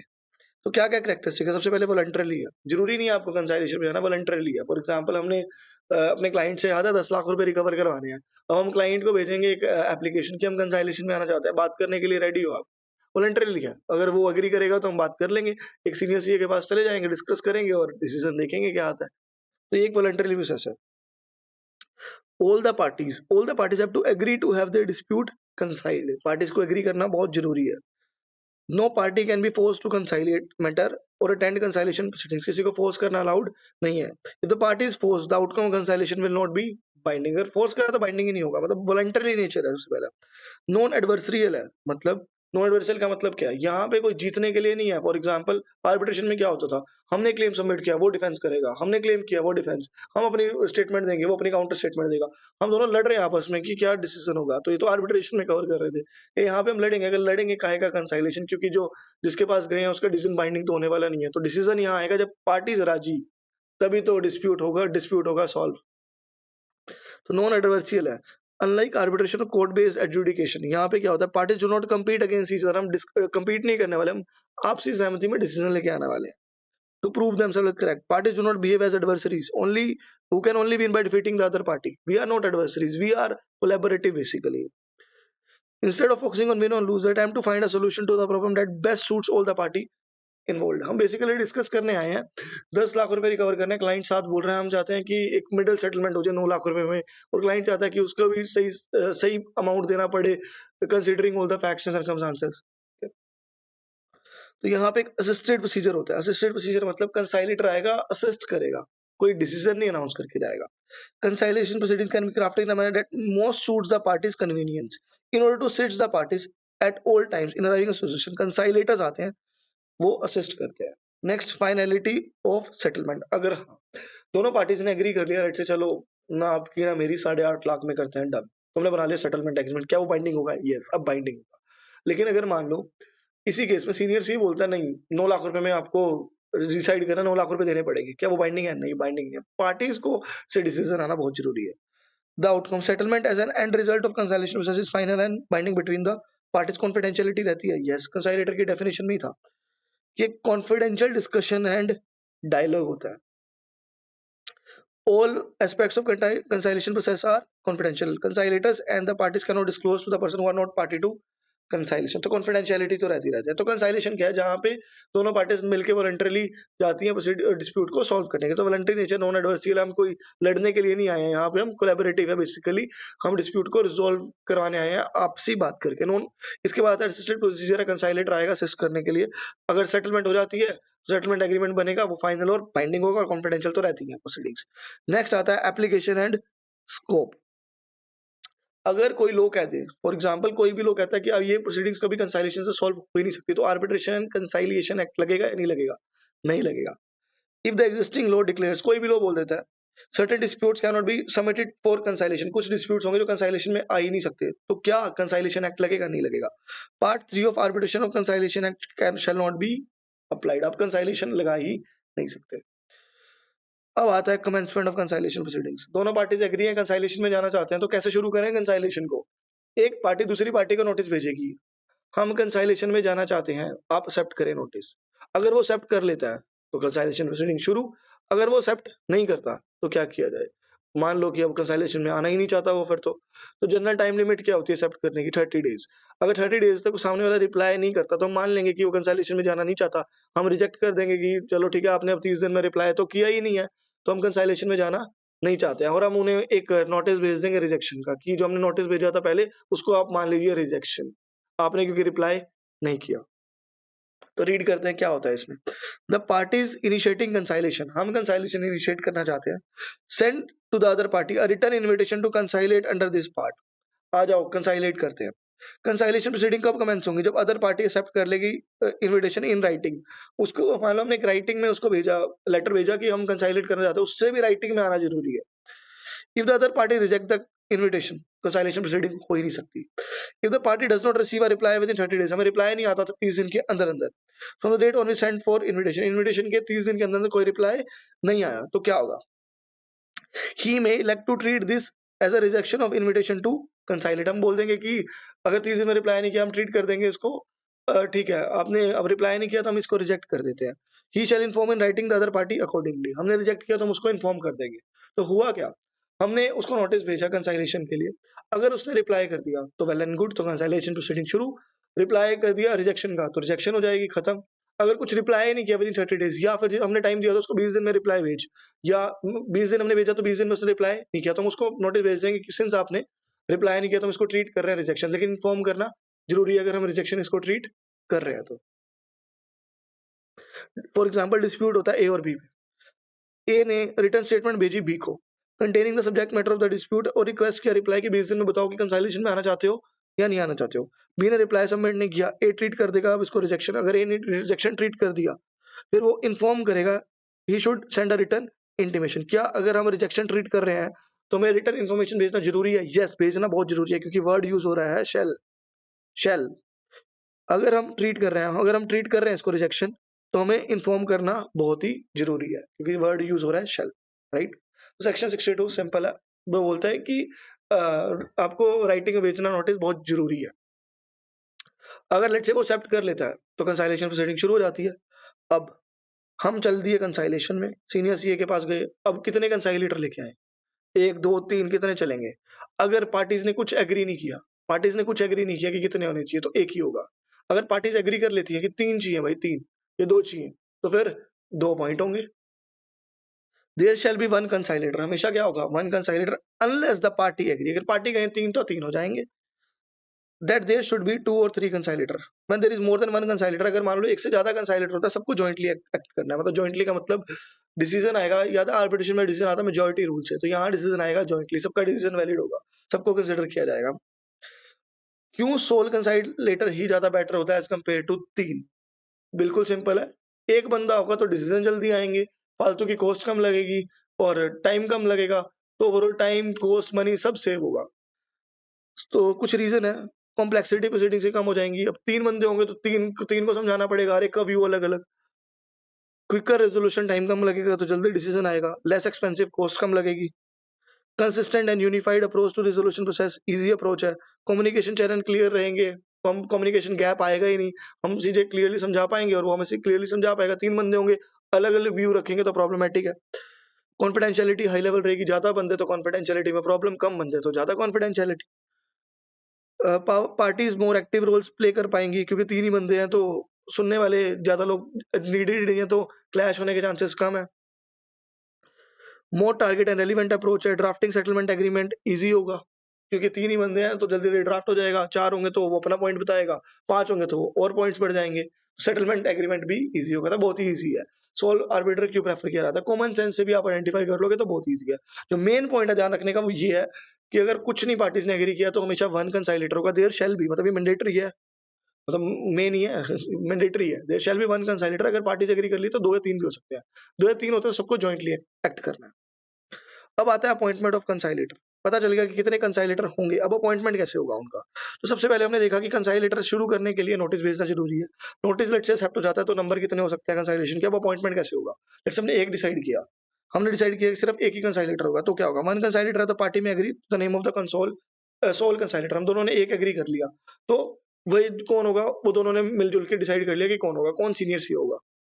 अगर 2 कंसाइलेटर हैं तो दोनों पार्टीज़ एक-एक को अपॉइंट कर देंगी, मेरा बंदा ये, तेरा बंदा ये, तो दोनों आ जाएँगे। बंदा मतलब कंसाइलेटर। आगे, अगर 3 कंसाइलेटर हैं तो दोनों अपना एक-एक बंदा लेके आएँगे और वो दोनों बंदे तीसरे बंदे को लाएँगे। तो each party may appoint 1 conciliator, दोनों पार्टी एक-एक बंदा। दूसरा, the parties may agree on the parties may agree on the name of the third conciliator who shall act as the presiding conciliator. मतलब या तो एक पार्टी 2 बंदा ले आए, या एक पार्टी एक-एक बंदा लाए, 2 बंदे जो नए आएँगे, वो तीसरा बंदा लाएँ और पार्टीज़ एग्री कर ले कि प्रिसाइडिंग कौन-सा होगा इनसे, मतलब मेन रोल किसका होने वाला है। इसके अलावा लेट्स से आपस में पंगे चल रहे हैं भाई, वो कह रहा है कि मैं इस सीनियर सीए को लेके आऊँगा, दूसरे वाला हो ही नहीं पा रहा सॉर्ट कि कौन-सा कंसाइलेटर लेके आएँ, तो हम जाएँगे इंस्टीट्यूशन के पास। याद है जब आर्बिट्रेशन के लिए एक आर्बिट्रेशन इंस्टीट्यूशन होता था, इंडियन काउंसिल फॉर आर्बिट्रेशन का काम क्या होता था? केस को सॉल्व करवाना, ऐसे ही कंसाइलेशन में भी बहुत सारे बैठे होंगे, उनके पास जाते हैं इंस्टीट्यूशन के पास, वो रिकमेंड कर देगा नाम, तो वो जो रिकमेंड करेगा, वो रख लेंगे, या रिकमेंड कर दे या वही अपॉइंट कर दे, ठीक है? पार्टी ले सकती है assistance of suitable institution or person connected with appointment of conciliator. क्या क्या हेल्प ले सकती है कि पार्टी रिक्वेस्ट कर सकती है कि आप रिकमेंड कर दो नेम ऑफ सूटेबल इंडिविजुअल जो कि एक्ट कर ले कंसाइलेटर, या फिर आप ही अपॉइंट कर दो। Party may agree appointment of one or more conciliator to made directly by such institution, या तो आप रिकमेंड कर दो या आप ही अपॉइंट कर दो। लेकिन इंस्टीट्यूशन जब अपॉइंट कर रहा होगा तो इंस्टीट्यूशन को क्या चीजों का ध्यान रखना है कि वो इंडिपेंडेंट हो और इम्पार्शियल हो, पहली चीज का तो याद रखना है। अगर लेट्स से हमारा डिस्प्यूट यूएस से हो, तो लेट्स से हम बोलते हैं हिंदी, वो बोलता है इंग्लिश, तो यूएस वाला और ये वाला तो कौन सा अपॉइंट करें? इंडियन अपॉइंट करें, यूएस वाला अपॉइंट करें? वो कहता है कि थर्ड लेके आओ, जर्मन लेके आओ, फ्रेंच लेके आओ। मतलब ऐसे तो फेवर हो जाएगा ना, आप इंडियन की फेवर कर रहे हो, यूएस की फेवर कर रहे हो, अदर नेशनैलिटी का लेके आओ। Shall take into account the advisability of appointing a conciliator of nationality other than nationality of the parties। तो कुछ और नेशनैलिटी का अपॉइंट करो ताकि वो क्या रहे, इम्पार्शियल। बेसिकली ऑब्जेक्टिव यही है, इम्पार्शियल होना चाहिए। तो यहाँ तक क्या कवर किया? एक कंसाइलेटर है तो पार्टीज दोनों एग्री कर लेंगे, वो कंसाइलेटर हो जाएगा। 2 है तो दोनों एक-एक पार्टी से ले आएंगे। 3 है तो 2 पार्टीज लेके आएंगे, तीसरा पॉइंट हो जाएगा। अगर नहीं पता चल रहा, आर्बिट्रेबल इंस्टीट्यूशन के पास जाओ, वो रिकमेंड कर देगा, या रिकमेंड करवा लो या वही अपॉइंट कर देगा। अगर वो अपॉइंट करता है, ध्यान रखना इम्पार्शियल होना चाहिए। दूसरी चीज कि अगर लेट्स से नेशनैलिटी इन्वॉल्वड है तो तीसरी नेशनैलिटी का लेके आओ। अब यहाँ तक क्या कवर कर चुके हैं हम। कंटिन्यूअसली चेक करते रहे कि कहाँ तक पहुंच गए हैं। सबसे पहले कमेंसमेंट हो गई नोटिस भेज के, फिर पता चल गया कितने कंसाइलेटर हो सकते हैं, हमने उतने अपॉइंट कर लिए हैं। अपॉइंट करने के बाद आती है अब हम सबमिट करेंगे उसको अपने क्लेम डिफेंस। तो हर पार्टी अपने स्टेटमेंट सबमिट करेगी। अब the conciliator upon his appointment may request each party to submit his claim. Submit to him a brief written statement describing the nature of the dispute and point at issue. दोनों parties को बोला जाएगा कि बताओ जी क्या क्या problems आ रही हैं, क्या क्या दिक्कत है, बताओ अपने अपने पॉइंट्स। कंसाइलेटर और कुछ भी मंगा सकता है। लेट्स से हमने बोल दिया कि हमने इससे 10 लाख रुपए लेने हैं, उसने कहा मैं 7 लाख दूंगा, तो कंसाइलेटर कहेगा भाई डॉक्यूमेंट्स तो दो। फर्दर रिटर्न स्टेटमेंट मंगवा सकता है पोजीशन के लिए, फैक्ट्स ग्राउंड्स अपने सपोर्ट करने के लिए। लेट्स से अब बताओ तो सही, लेट्स से ऑडिट करा तो ऑडिट की वर्किंग दो, इनवॉइस भेजो। अगर उसको लगता है कि ये चीजें सही नहीं है, मुझे और भी चीजें चाहिए, तो कंसाइलेटर और भी रिक्वेस्ट कर सकता है कि एडिशनल इन्फॉर्मेशन सबमिट करो जो मुझे सही लगता है। तो बेसिकली अब सबमिट किए जाएंगे स्टेटमेंट्स और क्लेम्स। अब इसके बाद कंसाइलर नॉट बाउंड बाय सर्टेन एनैक्टमेंट्स। क्या कंसाइलर बाउंड है कोड ऑफ सेल प्रोसीजर को, क्या उसको फॉलो करना है? जैसे कोड ऑफ सेल प्रोसीजर कहता है कि एविडेंस ओरल नहीं चलेगा, क्या ओरल अलाउ कर देगा या नहीं करेगा? कर देगा, क्योंकि ये bound civil code of cell procedure लगने वाला ही नहीं है। अब कंसाइलेटर का क्या रोल रहने वाला है? सबसे पहले तो इंडिपेंडेंट इंपार्शियल रहना है। तेरे को किसी का फेवर नहीं करना, ये नहीं कि तू हमारे क्लाइंट का फेवर करे हमारा फेवर करे, तेरे को रहना impartial. Objectivity, fairness and justice. Fairness, justice और ऑब्जेक्टिविटी, तेरे को इम्पार्शियल रहना है। ये कुछ प्रिंसिपल्स को फॉलो करना है। Conduct the conciliation proceeding in a manner as it consider appropriate, taking into account the circumstances of the case, wishes of the parties, inducing any request to the party that conciliation can hear oral statement, need of speedy settlement of the dispute। कोई party कह रही है कि oral ले लो, दोनों parties कह रही है कि ओरल स्टेटमेंट से सुन लो, तो ओरल सुन लो। मतलब जो प्रोसीजर पार्टीज एग्री कर रही है वो सुन लो। बेसिकली कंसाइलेटर को जो सही लग रहा है उसके बेसिस पे ही प्रोसीडिंग्स को चलाना है। आगे कंसाइलेटर में at any stage of proceedings take make proposal for settlement of the dispute. Let's say parties agree कर लेती हैं, पार्टीज दोनों लड़ रही हैं 9 लाख, हमने बोला 9 लाख, उसने बोला 8 लाख, कंसाइलेटर बोल देगा चलो 8.5 लाख। तो कंसाइलेटर के पास पावर है या राइट है, वो बीच बीच में प्रपोजल देता रहेगा, चलो 8.5, तो कहते हैं ना 8.5 नहीं चलेगा, 8.60, 8.40, तो अलग अलग प्रपोजल्स सबमिट कर सकता है। तो बेसिकली कंसाइलेटर का रोल क्या है? इम्पार्शियल रहना है और इंडिपेंडेंट रहना है। इसके अलावा ऑब्जेक्टिवनेस, फेयरनेस रहनी चाहिए प्रोसीडिंग्स में। अगर उसको कोई प्रोसीजर्स लगता है सही है तो वो रिकमेंड कर सकता है, कोई सेटलमेंट एग्रीमेंट है तो वो सजेस्ट कर सकता है। तो बहुत ईजी है, कॉमन चीजें हैं। इसके अलावा एडमिन असिस्टेंस, एडमिन असिस्टेंस में भी कंसाइलेटर हेल्प कर सकता है। May arrange admin assistance by suitable institution or person. Conciliation proceeding solve भी नहीं हो पा रही, दोनों पार्टी में एंगर ही बहुत ज्यादा है, वो सोल्व ही नहीं कर पा रहा सीनियर सी सेटलमेंट एग्रीमेंट ही नहीं। वो कहेगा यार तुम जाओ एक इंस्टीट्यूशन के पास जो कि आपको असिस्टेंस प्रोसीजर्स लेके आएगा, मतलब रूल प्रोसीजर बना सकता है कि हाँ पहले ये बोल रहा है तो दूसरा बंदा नहीं बोलेगा, दूसरा एविडेंस कैसे लाओगे, तो प्रोसीजर बना सकता है बेसिकली। जो दोनों पार्टीज अगर एग्री करेंगे तो एक्सेप्टेबल होंगे, एग्री नहीं करेंगे तो एक्सेप्टेबल नहीं होंगे। आगे कम्युनिकेशन बिटवीन कंसाइलेटर एंड पार्टीज। अब कम्युनिकेशन कैसे होंगी? ओरली होंगी, रिटर्न होंगी, जो पार्टीज कह दें वो हो जाएंगी, सेम वही है।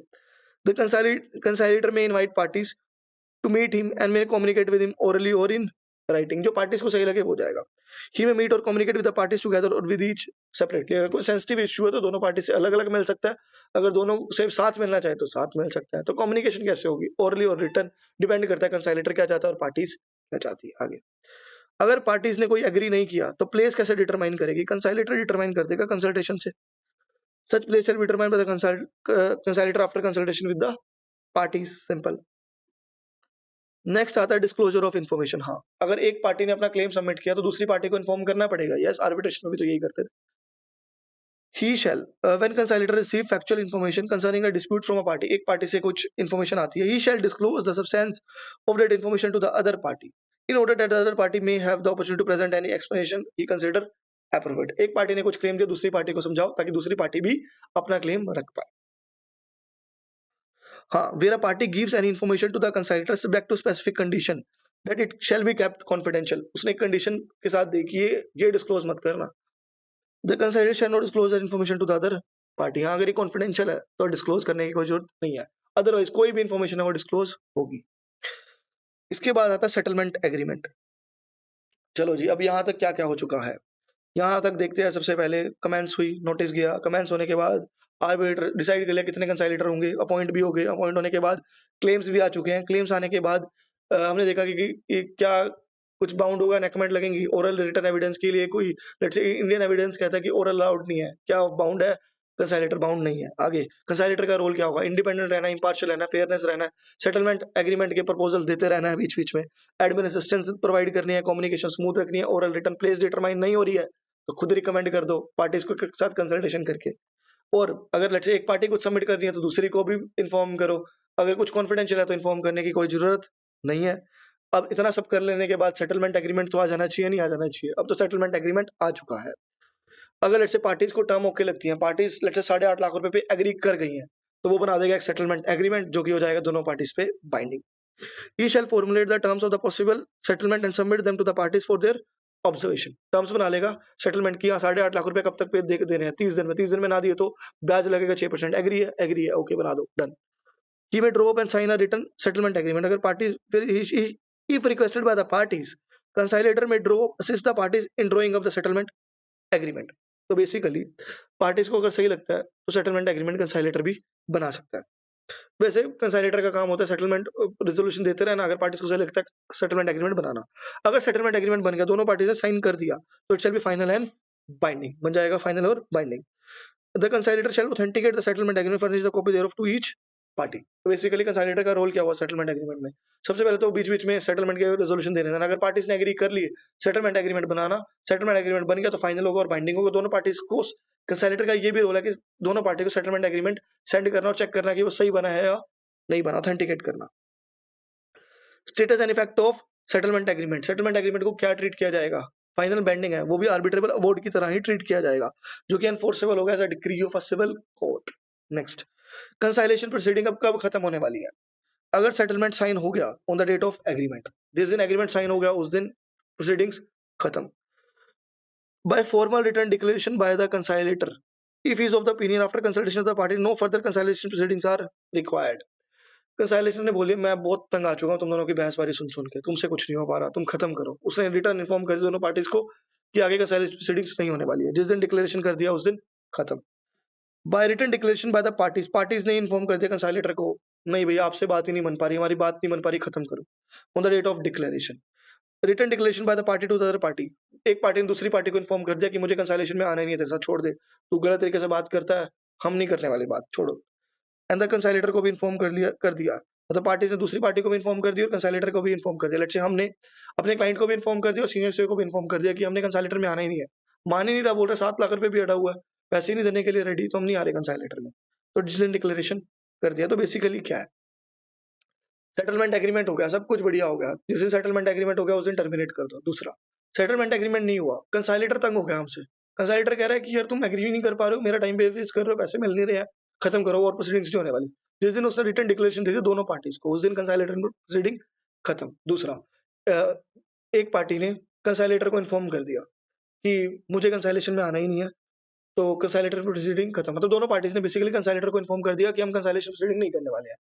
एक पार्टी ने, लेट्स से हमने दूसरी पार्टी को भी इन्फॉर्म किया, कंसाइलेटर को इन्फॉर्म किया, हम नहीं कंसाइलेशन कर रहे, तो भी कंसाइलेशन खत्म।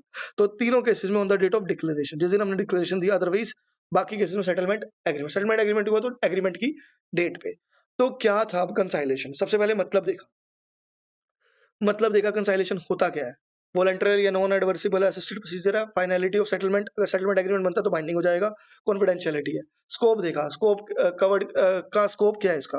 बेसिकली अगर कोई लॉ कह देता है कि कंसाइलेशन में नहीं जाना, तो उस कंसाइलेशन पार्ट 3 एप्लीकेबल नहीं होगा। कमेंसमेंट कब होगी? जब नोटिस जाएगा। अब नोटिस मैक्सिमम डेट लिखी हुई 30 डेज, लेट्स से 30 डेज तक का टाइम दो।